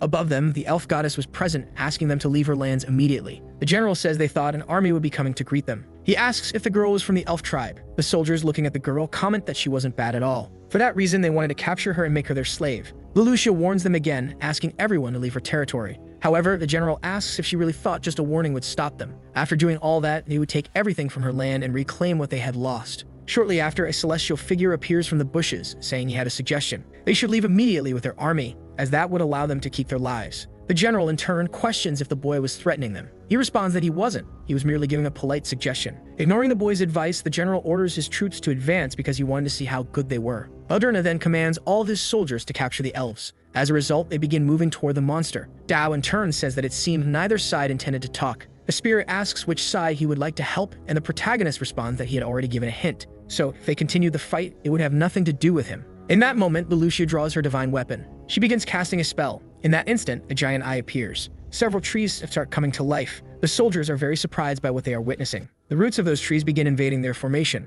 As a result, they manage to defeat some of the soldiers. Meanwhile, one of the soldiers urges everyone to flee. But in a matter of seconds, the man is taken down. The general commands them to stay in formation and analyze their enemy so they could survive. Moreover, those who tried to flee would be immediately killed. For that reason, everyone was to form a circular formation and hold the tree monsters within. The mages were to prepare their fire magic and clear the monsters in the center of the formation. Thus, they do as their general commanded, launching their attacks at the trees. Meanwhile, Dao observes alongside the spirit. He says that the reason humanity is so powerful is due to the cooperation humans have with each other. Dao agrees, saying that was true as humans thought of every possible way to increase the power. However, it was a shame that the battle had already been decided long ago. Returning to the battle, the soldiers are very surprised because the trees had somehow come back to life. Meanwhile, the elf goddess is observing everything from above. And in that instant, the general appears, saying he has to get rid of her. The girl then begins speaking in a strange language. The man is confused because he finds himself trapped in a matter of seconds. He asserts that no one on Earth could have that kind of power, wondering who the girl was. The elf responds that her name isn't important. She then begins invoking a gigantic magic circle, launching an incredible attack at the man, who is defeated in seconds. While the general is trapped, he asks who Lelouch is, and she responds that she is the goddess of the elves. The scene then cuts to the protagonist's soldiers taking spirits to a specific location.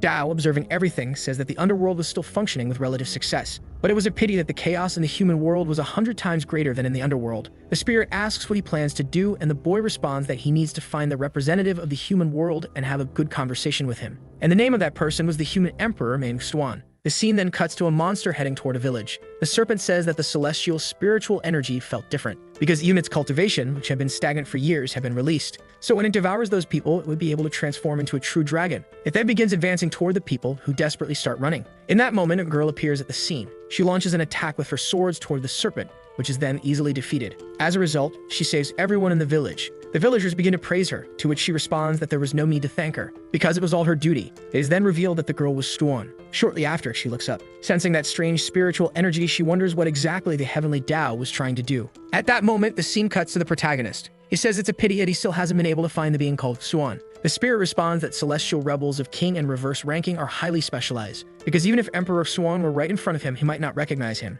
In fact, he could become the human emperor and establish a community that would allow him to unite all of humanity, as they had tried before but failed. Dao responds that the community system was not yet mature, and a full-scale launch would be nothing more than a complete failure. For that reason, there was no one-size-fits-all solution, but the spirit replies that he was thinking things through more and more deeply. Soon after, the elf appears, saying she had taken care of things on her end. Dao, in turn, is surprised because the girl had resolved the situation very cleanly. Lelouch says that since they decided to invade, they should have been prepared to die. The protagonist remarks that the girl making the first strike to avoid future conflict was an excellent decision, and for that reason, the underworld would be busy. In that moment, the young man notices something, observing that some souls were heading toward a black hole. Surprised, he wonders why there were still some souls that couldn't enter the underworld, supposing it could be a problem with reincarnation again. In that instant, a girl emerges from the portal, calling the protagonist Master. It is revealed that the girl from before was present in that place. Dao, in turn, asks why she is there. She responds that there was a problem with reincarnation, because her subordinate couldn't make the decision on her own. Observing the situation, the protagonist says he could already guess the reason, saying it must have something to do with those spirits that couldn't enter the cycle of reincarnation. Yumain confirms that it's true because there was an inverse celestial ranked god in the realm fighting for the souls of the dead. Ken and Lelouch are surprised, wondering if there were really people in the reverse celestial layers still alive in the third cycle. Dao then asks who the individual was. Yumain responds that specifically, it was the god of death. Noticing Lelouch's surprise, the protagonist asks if he was someone she knew. The girl replies that she wasn't familiar with him, but she had heard that he takes 30% of the souls of the dead, regardless of their belief system. The number isn't particularly large, but most gods let the deaf gods escape with those souls. Dao, in turn, says that the figure was indeed skilled at what he does, but it was a shame because the protagonist desired all those souls. Soon after, Qin asks if the girl intends to kill him. She says she is willing to do so because of her subordinate's decision. However, Yuming tells her to forget about it. She then draws her bow, saying that Qin is no match for the reverse celestial ranked god of death. For that reason, she should let her handle it alone. However, the protagonist responds that it isn't necessary. A god at the celestial level wasn't in the old heavens for his path. Besides, all this had made Dao very curious. At that moment, he begins to examine the portal again. He seems to have done something different with it. Thus, he prevents the girls from following him. Shortly after, the scene cuts to the portal in a completely different place. Looking around, they feel very frustrated because the place is extremely dark. In that instant, they hear a voice moaning, and Dao says it seems that the god of death has prepared a welcoming ceremony for them. In that instant, several spirits start emerging from the ground, staring intently at the protagonist's group. The two girls immediately form their defensive positions to protect their master. In that moment, the spirits start advancing toward them, and the two girls begin to defeat all the spirits. Observing the situation, Yuming remains extremely focused, saying her target is in sight. She then fires an arrow from her bow, which as a result, defeats several spirits. Dao, observing the situation, says that those ghosts still need to return to the cycle of reincarnation. For that reason, it's best not to kill them all. Looking back, the young man notices something, and an extremely different spirit is approaching the protagonist. In that instant, the young man makes a hand gesture, and in a matter of seconds, the monster is defeated. Dao begins to approach the spirit, noticing that several other spirits were accompanying it. The entire area seemed to be merging, forming a sort of river. Yuming, observing, suggests that it might be a lake. However, the protagonist responds that it wasn't a lake because all of this was spiritual energy sealing the coasts. He acknowledges that the god of death was more powerful than he had imagined. Qin asks if the boy intended to defeat the god of death. However, the protagonist asks her to wait because they would see how things unfolded. After fighting the god of death, they would talk to him. Shortly after, the boy notices something, commenting that it seemed like the entity wasn't feeling any pain even while hiding in that pool. He then observes a different kind of spirit. Dao approaches the being, who then asks if he was the Heavenly Dao. The protagonist, surprised, asks if they had met before. The spirit responds that they hadn't and quickly tries to leave the area. Dao, surprised, asks why they didn't want to have a normal conversation. If that were the case, he would have to break through their defenses first. He easily manages to dispel part of the lake, revealing the entity again. It is shown to be a girl who appears to have no clothes. Qin, surprised, supposes that she might actually be the goddess of death. However, she is still shocked because the girl looks exactly like Yuming. The girl responds that she wasn't 100% the same because, in fact, she got a much better body. Dao remarks that it made sense as she was likely the soul of the previous girl. However, she replies that her name was different. In that moment, Dao snaps his fingers. He hands some clothes to the girl. The girl then introduces herself, saying her name is Yu, and that she is the matriarch of the Yuming clan. Moreover, she is the last member. In the beginning, her clan was almost wiped out because the concentration of spiritual energy had diminished. To create an opportunity for the world, her soul fragmented. Observing the situation, the protagonist says that she had failed. The girl confirms that, explaining that chaotic energy devoured her. When she returned, the world had completely changed. It had entered an era of gods and goddesses. Her body had become one of the incarnations of the Heavenly Dao. Saying that the Heavenly Dao would make difficult things for her. She asks why he didn't follow the path of the Ancient Ones to ascend to the heavens. The boy responds that, naturally, Dao says that the main problem now is where she belongs. Therefore, he repaired the cycle of reincarnation, and those souls should be in that cycle, constantly resetting. The girl in turn says that he is the Heavenly Dao, and for that reason he gives the orders. The protagonist then asks if she would like to serve in the underworld. She responds that even though he is the Heavenly Dao, she is not obligated to follow his orders. Qin, irritated, asks why the girl still dares to refuse. Invoking a sphere in his hand, the protagonist says that the job naturally comes with compensation. He asks if she thinks what he is offering as compensation is very good. Seeing it, the girl appears to recognize the sphere. She supposes that the entire Yuming clan was within it. Even so, she can't believe it, asking how the boy managed to do that. The protagonist, in turn, asks her not to be surprised as there was nothing in the universe that the Heavenly Dao couldn't accomplish. Yu asks why the boy is helping. Dao says it's merely a transaction. He would revive the members of her clan, and in return, they would help maintain order in the underworld. For that reason, it was a fair deal. The girl says she doesn't understand because the boy could easily kill her and create a new manifestation of the Heavenly Dao. She asks why he bothers with such a negotiation. Dao expresses disappointment, saying that in their eyes, he was like a monster. The protagonist then explains that the Heavenly Dao treats all living creatures in the best way possible. Therefore, he wouldn't force anyone. He asks if she is willing to accept the deal. Hearing the protagonist's offer, the girl remains silent. Nevertheless, she eventually agrees to the proposal. The boy says it will be a pleasure working with her. Yuming then speaks, saying that now that she has chosen to enter the underworld, she should return all the souls she had collected. In that instant, the girl begins to do as requested, and all the souls appeared to be released. They accumulate in the palm of her hand. She states that these are all the souls she had collected previously. For that reason, she would hand them over to the protagonist. Observing this, Yuming says that something doesn't seem right, because although the number of souls isn't large, the souls of the soldiers from the Saint and the Third Empire who had just been killed are missing. She asks if the girl is possibly trying to hide some of the souls. The girl responds that she isn't hiding anything, as those souls were never absorbed by her in the first place. All those soldiers were sacred citizens of the Third Empire and believe in the Goddess of Light, so their souls would have been taken by the Goddess of Light after their deaths. Kim then says she also has information to report. She mentions that when the boy was bathing in the hot springs, she sensed the aura of the Goddess of Light, so that individual had probably descended to the immortal realm. She affirms that all of this was the fault of that woman who couldn't stay away from her master. Observing the situation, the protagonist says it seems they will have to deal with this. Kin asks if he wants them to go together to the Third Sacred Empire. However, Dao responds that no, there's no need for her to follow this time, because taking her could only cause trouble, and besides, the underworld needs labor, so she should help Yu Ming complete the work before meeting him. He states that he will leave the order of the underworld to the two of them, so he expects that when he returns, he will see the constructions they have made. As the protagonist leaves, Yu Ming says she has something to tell him. She explains that the human empress named Swan, along with the ghost empress, were not dead, and that both had come to the end. Dao, in turn, is surprised as the old Heavenly Dao tormented so many people that he ended up becoming extremely lonely. As he begins to leave, he thanks her for the information, saying that at some point he will meet them. Shortly after, the other girl asks if she will be able to work with her, and Yu Ming responds that since it was the master's order, they would have to work together. In that moment, Qin appears between the two, saying that they should stop wasting time because they need to take advantage of this place, so they can finish the work quickly and go meet the master. The scene then cuts to the Third Sacred Empire in the city of Bright Sun. Meanwhile, the protagonist is flipping a coin into the air. He then catches it again. He says that a man named Charles Xi is the emperor of that empire, and for that reason, he seems quite impressive. The spirit mentions that human emperors provide believers to the gods, and the gods guarantee the power of the emperors. It's a method they found for power to coexist after the second cycle. At that moment, a little boy bumps into the protagonist, quickly apologizing. The spirit says that the boy is a thief, and the protagonist, surprised, notes that his movements are quick, indicating that he is an experienced criminal. But even so, it's a pity that he chose the wrong target. Soon after, the boy approaches one of the stalls, saying he wants to buy a watermelon. He asks if the vendor knows the boy, to which the vendor responds affirmatively, because he is a well-known thief in that area who lives in the poor part of the city's eastern zone. Furthermore, he has a sister who engages in shady business alongside him. Dao says that since he knew he was a thief, he asks if he isn't afraid of being robbed. The man says that even the most inferior people have their own rules, and an aristocrat like him wouldn't understand. And if he intended to find the child to seek revenge, he should abandon the idea because he's heard that the boy's sister has dealings with demons. Hearing the man's explanation, the protagonist remains silent. Handing over several bags of coins, he thanks the vendor for the information. He instructs the man to deliver the rest to the boy named Peter and tell him that people should walk the right path. The spirit in turn asks where the boy wishes to go, and he responds that he wants to go to the poor area in the city's eastern zone. The scene then cuts to another location where a mysterious girl says that it is very beautiful. For that reason, there's no need to rush out, because he is really extremely handsome.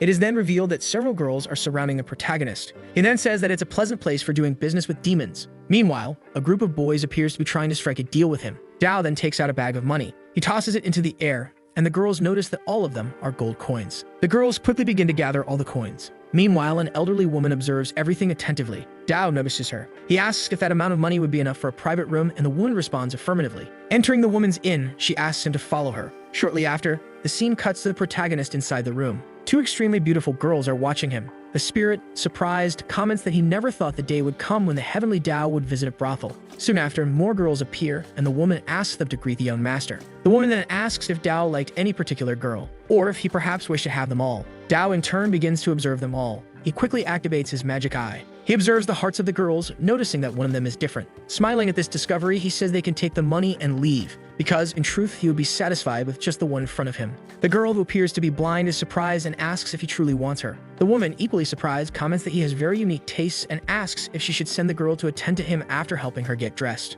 Dao responds that it's fine. The spirit remarks that he hopes the protagonist has time to enjoy the specialty of the Third Sacred Empire. The young man replies that he wants no part of this corrupt empire because these girls are willing to sell everything for a bit of money. However, for the empire's elite, that money could be nothing more than the price of a breakfast. The spirit states that class division is inevitable in any society, and many things are determined at birth. But Dao responds that the reason he changed the spiritual concentration was due to the world's rules, which were meant to allow them to fill that gap through their own efforts. Soon after, the blind girl reappears, asking how she can help the protagonist. Dao hands her some gold coins, saying that it's for her. The girl, surprised, responds that it's too much for her. However, Dao tells her not to worry, as it's payment for talking to him. He mentions that he heard Peter is her younger brother. The girl apologizes, saying that if she caused any trouble, she would make amends. However, the boy responds that it's not about that, as he had heard some stall owners talking about her. They mention that her eyes have been taken by demons. But he doesn't believe that and asks if he can take a look. The spirit comments that he could obviously see through the blindfold. However, Dao asks him to stay quiet. Removing her blindfold, the girl says she had already paid her dues, so there's nothing inconvenient for her.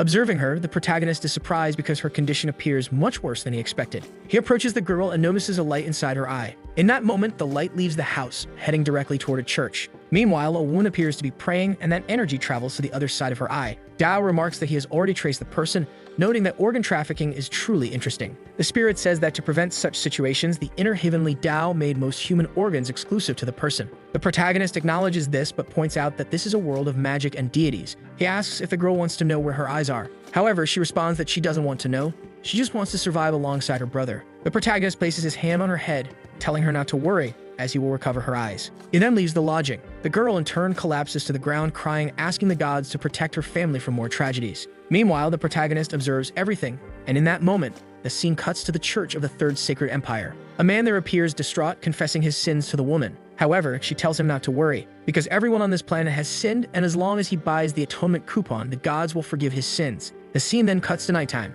The man says that this was the last money his family had left, so he prays for the goddess of light to protect them. The nun assures him that everything will be fine because the goddess of light will save her devoted followers. The next person in line is called. Meanwhile, the protagonist silently observes everything. The spirit comments that the church seems to be selling a way to communicate with God. Dao says he refuses to believe that the goddess of light could truly hear the voices of those people. For that reason, he needs to see it for himself. Meanwhile, the nun continues handing out some coupons to the other citizens, appearing very pleased with the amount of money she's receiving. Soon after, an unknown person is seen begging to get through. It's the protagonist in a different outfit, claiming he urgently needs the great goddess of light. The nun says that she listens to the words of each of her followers, so he should confess all his sins. The protagonist says that he and his sister are miserable people living in the poor zones and that the days have been passing by. However, one day she suddenly lost her eyes, which caused her to lose her job, and their family fell into poverty. For this reason, he wants to know why so much misfortune has befallen them. The nun says that as long as he is willing to sincerely repent, there is no hardship that cannot be overcome. Therefore, the goddess of light will help.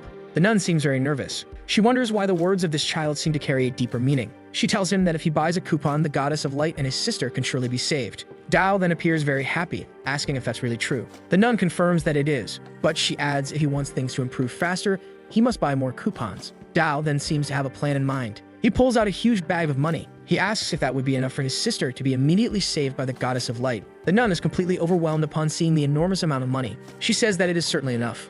The protagonist states that with that amount, he wants to speak personally with the goddess of light. He also wants to take the opportunity to ask where his older sister's eyes are. The girl seems extremely desperate at this point. She quickly calls her guards. She instructs them to arrest this person. Dao says there seems to be a misunderstanding. He had bought many coupons just to see the goddess of light and speak with her. However, that couldn't be true unless she simply had no way of communicating with the goddess. The nun, desperate, pleads for him to stop talking. The guards should grab him immediately. As he dodges their attacks, the protagonist asks if they've seen it. The priestess simply cannot communicate with the goddess of light. For that reason, all the coupons in their hands are nothing but useless pieces of paper. In that instant, Dao snaps his fingers. The other soldiers are completely confused. They wonder why they can no longer move. Approaching the guards, Dao says he will borrow their weapons. He asks if everyone clearly saw what happened. That church is a despicable organization profiting from their faith. If they truly want their fate to change, they must rely on their own hands. The nun angrily asks if the believers wish to blaspheme against the goddess of light. Quickly, the group kneels. They say they have done nothing wrong and beg the goddess for forgiveness. The girl feels reassured. She says that this is the power of devotion, and for that reason, he should not attempt to break their faith. Dao forms a blue light on his fingers. He quickly strikes, hitting the statue from earlier. It splits in half. The nun is completely shocked, thinking they are finished. The villagers are enraged. They ask if he dares to desecrate the statue of the great goddess of light. For this, he deserves to die. Dao asks them to calm down. He asks if that really looks like the statue of a god. It is then revealed that inside the statue is an incredible amount of gold coins. Dao says that the faith offerings they all gave to the goddess of light seem to have been stored in that church. As a result, all the villagers are furious. They feel that something has been wrong for a long time. A massive commotion breaks out. Everyone demands their money back. The nun pleads for everyone to calm down, saying there is still a way to explain. The spirit then asks if this chaotic scene is what he wanted to see. Dao responds that if people are being deceived, there must always be someone to resist. He hopes that such resistance will be carried out independently. Soon after, another unknown person appears, asking everyone to stop. She asks if they wish to witness a divine miracle. For that reason, they must be ready to pay the price. In that instant, she raises her staff. She prays for the goddess of light to respond to her call. Shortly after, an unfamiliar figure appears in the area. The villagers are completely shocked. This is likely the goddess of light. They quickly kneel, apologizing for their rudeness. They beg for forgiveness for their sins. The figure then asks for the reason behind the summoning. The Pope states that these foolish rebels have betrayed their faith in her and even attacked members of the clergy. Furthermore, he points out that the person behind her is the one who orchestrated the plan. The figure then questions the protagonist, asking why he abandoned his faith. Dao responds that faith provides belief and therefore should also offer something in return. Only in this way can it be called a beneficial relationship. However, the church at the moment is in chaos, full of corruption and rampant bribery. Additionally, they are involved in organ trafficking and deceit. Many other terrible things are happening. He asks if this is how she tolerates the actions of her subordinates as the goddess worshipped by the people. The Pope becomes furious, asking who gave him the audacity to be so disrespectful to the goddess of light. He states that they will still prove their loyalty to the goddess, instructing the villagers to kill the protagonist. Quickly, they draw their weapons. They say it is all to atone for their sins, and for that reason, they apologize for what they must do. The spirit remarks that it seems his good intentions were not understood by anyone. The protagonist explains that this is why he dislikes monotheistic religions, as they are too extreme in their thinking. He argues that failing to respond to their followers for a long time could cause their faith to collapse. Undoubtedly, the religion of the goddess of light is not fit for expansion. The villagers, enraged, declare that they will not allow him to continue slandering the goddess of light. Just then, the statue of the goddess splits in half. The other man, surprised, asks what happened. In that moment, Qin appears, asking how he dared attack her master from behind while she was away. For that reason, it is unforgivable. Dao, in turn, says that he was never in any danger. Recognizing the figure, Qin deduces that it might be the goddess of light. She asserts that she sensed her presence earlier, but unfortunately, she had escaped. Charging at her, she says she wants to see if the goddess will manage to escape again this time. Qin swiftly throws a punch in the area. However, the figure barely manages to dodge. Even so, it doesn't help as Qin quickly lands a kick.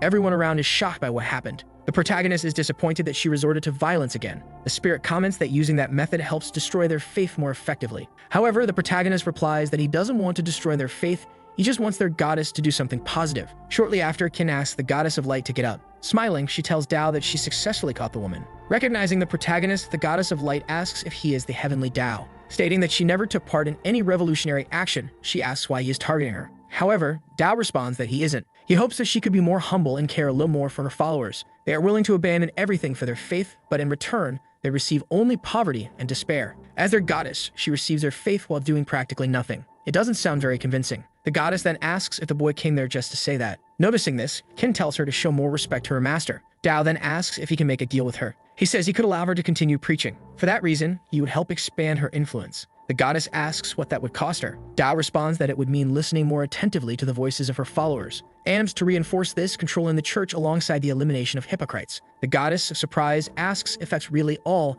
and the protagonist confirms that it is. The spirit comments that he thought he was more against religion, and Dao responds that it's unrealistic to ask people to abandon all their beliefs. Continuing, Dao says that she would have to expand her religion under his supervision and become a good religion that serves the people. Dao asks if she will accept, and the goddess responds that she cannot refuse the offer. The protagonist says he's glad she's willing to cooperate, but it's best to keep it between them and not let anyone find out. He quickly snaps his fingers. The people around them fall unconscious. The Pope, surprised, asks if everyone has fallen asleep. Approaching the two, Dao says that they will also have to pay for what they've done. In the blink of an eye, the situation appears resolved. A while later, a flower lies on the ground, and it seems something has happened to her eyes. The protagonist explains that those eyes were never hers. Dao says these are the kinds of good deeds the members of her church have been doing, as they've been buying and selling transplanted organs. The goddess responds that those are choices her followers have made voluntarily, and as she sees it, it's a way for them to have faith in her. Dao retorts that this transgression was committed by those under her command and asks if she still prevents those victims from reflecting on their mistake. He states that she is even more arrogant than the Heavenly Dao itself. The reason her religion is in decline is that someone like her only cares about the number of followers, not the needs they face. And since she chose to work with the protagonist, a reform is inevitable. Even so, she shouldn't worry because the reformed religion of the goddess of light will shine even brighter than before. However, there's something she must do first. He asks if she should return all the souls she had taken to the underworld. The scene then cuts to another location. The brother of the girl from earlier says he's home. He also mentions that he received a gold coin which will last them for a long time. Hugging the boy, the girl says that what matters is that he's safe, as a customer came close to her that day because of him. The boy, in turn, asks what his sister is talking about. He quickly notices that her eyes are glowing. He removes her blindfold. With tears streaming down her face, she realizes that her eyes have returned. She can see her brother clearly again. The girl is overjoyed, thanking the goddess of light. Meanwhile, the protagonist, alongside the goddess, is observing the situation. Dao asks if she saw that because such a small favor could satisfy her followers. Serving them properly is what God should do. He then mentions they should head to the underworld, as there are still things to be done. The scene cuts to the underworld, where the protagonist group is guiding the souls to the cycle of reincarnation. Additionally, all the dead must be judged in the underworld. Yuming is presiding over the judgment. She asks who is next and wants to know what crime they committed. The Pope and the nun appear, pleading to be released, claiming they were unjustly accused. Even if they were wrong, they should be judged by the goddess of light herself. Yuming declares that all souls departing from that world must enter the underworld created by the Heavenly Dao. For that reason, no one can disobey. She picks up a paper and reads all the crimes they committed. She asks if they have any explanations, and the Pope insists they never did any of those things. Sensing the gravity of the situation, the girl is ready to give her punishment. She orders them to be placed in a vat of hot oil and fried 100 times first. The other guards take the two away. Another girl asks why she gave the verdict instead of her. The other responds that the Heavenly Dao asked for her help. A disagreement breaks out between the two. They argue about everything that had happened before. In that moment, the protagonist appears, commenting that the two seem to be getting along well. Quickly, the two girls grab the protagonist. They ask if he's there to see the results of their governance. However, Yuming claims that she's the one in charge. The goddess of light, observing the situation, asks if he is that kind of Heavenly Dao, and the protagonist replies that it's all a misunderstanding. He asks them to remain calm, as he knows they both did an excellent job in the underworld. But there are serious matters to address at that moment. He asks if it's time for the goddess of light to return the souls in her possession to the underworld. In that instant, the goddess of light summons a sort of mirror. Several souls begin to emerge from it. She asks if he is satisfied, and Dao says this is how cooperation should be. He then asks if there's a place to rest, as he would like to take this time to have a proper conversation with the goddess of light about reforming her religion. Hearing this, the servants fall silent. Kitten says that the workers' dormitories in the underworld have just been completed and offers to guide him. Observing the situation, another girl comments that it seems her master wishes to have a private conversation with the goddess of light. In that instant, she asks them to wait a moment. She suggests they take a tour of the underworld first. The goddess of light, confused, wonders what is happening. A while later, Dao and Qin are walking and she shows him the workers' dormitory. Dao, puzzled, asks if it isn't a bit too luxurious for a dormitory. Qin explains that these are the underworld workers' quarters and they haven't received any special treatment. Dao understands and asks her to proceed further. Eventually, they reach a room and Qin says this is the place prepared especially for him. Dao remains silent, examining the room. He asks if she's saying that everyone in the underworld lives in luxurious rooms like this, but Qin clarifies that his case is special. Dao sighs, commenting that he doesn't visit the lower world frequently, and yet he's returning to such a room, making it a complete waste of resources. The girl says it was all Yuming's doing, and she made the decisions on her own. She suggests he discipline them to calm his servants, advising him to rest well. She offers to give him a massage to help him relax, suggesting they start with his mouth. As she approaches his face, Dao stops her. He throws her out of the room. The spirit comments that she really wanted to show loyalty. Dao responds that he doesn't need her to demonstrate it that way. He mentions that the underworld seems to be functioning correctly and the basic work is effective. Nevertheless, he should take the opportunity to relax. He decides to take a bath. Looking to the side, he notices something. He tells Qin that she can leave first as he doesn't need anyone. As the girl is about to open the door, the goddess of light appears, saying Dao asked her to come. The two stand in awkward silence. Embarrassed, she apologizes, saying she'll return later. At that moment, she bumps into Yuming. Yuming asks who authorized her to leave and tells her to return to await the master. The goddess of light tries to explain, but the two girls insist on no excuses, telling her to enter immediately. Dao remarks that sometimes he doesn't know what they're doing, asking if there's something she wants to say. The goddess of light offers to help massage his back. Dao declines but asks her to sit down as they need to talk. He explains that it's the same topic as before. She must expand her faith in the human realm, and he can assist with that. At the same time, she must fulfill her duties and help each follower to the best of her abilities. The goddess of light asks if he plans to use her followers to spread his word. Dao responds that she can see it that way, but he believes it aligns with the knowledge of common people. Given the world's current state, it's impossible for everyone to receive education, so leaving her religion and being her master is the natural path. He suggests she should do something different instead of allowing other religions to spread uncontrollably. He asks why she doesn't seek a trustworthy god to work alongside. He then notices something different and asks if she chose that outfit. Embarrassed, she denies it, saying it was the work of her foolish servants. Dao comments that it seems to have been them again. But despite everything, the goddess looks great in those clothes. He adds that to help her gain more followers, she must first create divine miracles. The goddess of light responds that her current ability is not sufficient to produce large-scale miracles. Dao responds that this is exactly why he will help.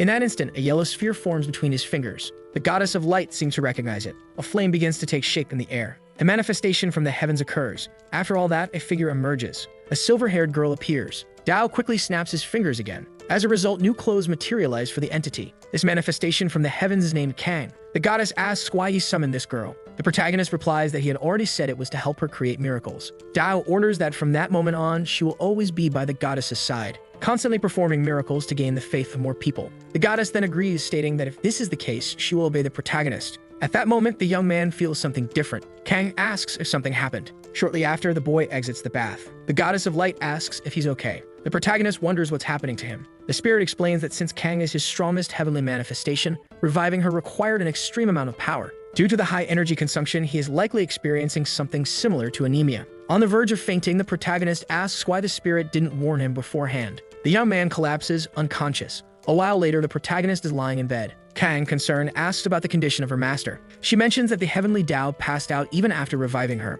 Kang seems very worried, wondering what she should do. Suddenly, she seems to have an idea. She mentions a rumor from the West that when someone is in a deep sleep and won't wake up, they can be revived with a kiss from their true love. So she decides to try and wake her master this way. She begins to approach the unconscious boy. However, the others start arguing over who will perform the task. Then another girl intervenes in the situation. She says that it looks like his spiritual power suddenly disappeared. So what they need to do is simply restore his spiritual power. Kin says that it sounds simple, but her master's power is vast. She questions whether it could really be replenished. The girl asks why she wouldn't be capable of doing so. She points out that they were all generated by the Heavenly Dao's power. As for returning the power, it should be their decision. Yuming agrees, saying that what the girl said makes sense and is worth a try. Kin also agrees. The girls begin to remove part of their robes. The goddess of light, seeing this, asks what they're doing. Kang replies that it's obvious. They're trying to wake the Heavenly Dao. They proceed in a different manner. The three attendants approach the protagonist's body. The goddess of light, in disbelief, says it's obvious they aren't saving the protagonist. However, Haga, another girl, says that if she doesn't believe it, she can join them. Because at that moment, there's always room for one more. Embarrassed, the goddess of light says she doesn't want to join in. Meanwhile, Yuming is near the boy's body. She remarks that she's indeed being inappropriate with her own master. Each of them seems to be admiring the sacred body of the man. Kin, however, does something that goes beyond all limits. The attendants are very surprised by what's happening. Various playful acts take place amidst all of this. Time passes again. The protagonist starts to wake up. Disoriented, he asks what happened and wants to know how long he was unconscious. Looking down, he realizes he's undressed and that one of his attendants is beside him. The boy, embarrassed, wonders what happened. Another girl explains that he overused his spiritual power and, as a result, fainted. For that reason, they were helping him restore his spiritual power in a special way. Therefore, he should take full responsibility for it. Shortly after, the attendants awaken. Kin mentions that the subordinate was very worried about him. Yuming says that, as expected, she knew her lord would wake up. However, Dao still wants to know what happened while he was unconscious. The spirit, apparently embarrassed, says that the system automatically locks when the host is engaged in unusual activities. For that reason, there's no need for the host to worry. Dao, still disoriented, asks what the spirit means by that. So the video ends here. If you don't want to miss the next part, activate the notification bell, and see you next time on Tab's channel.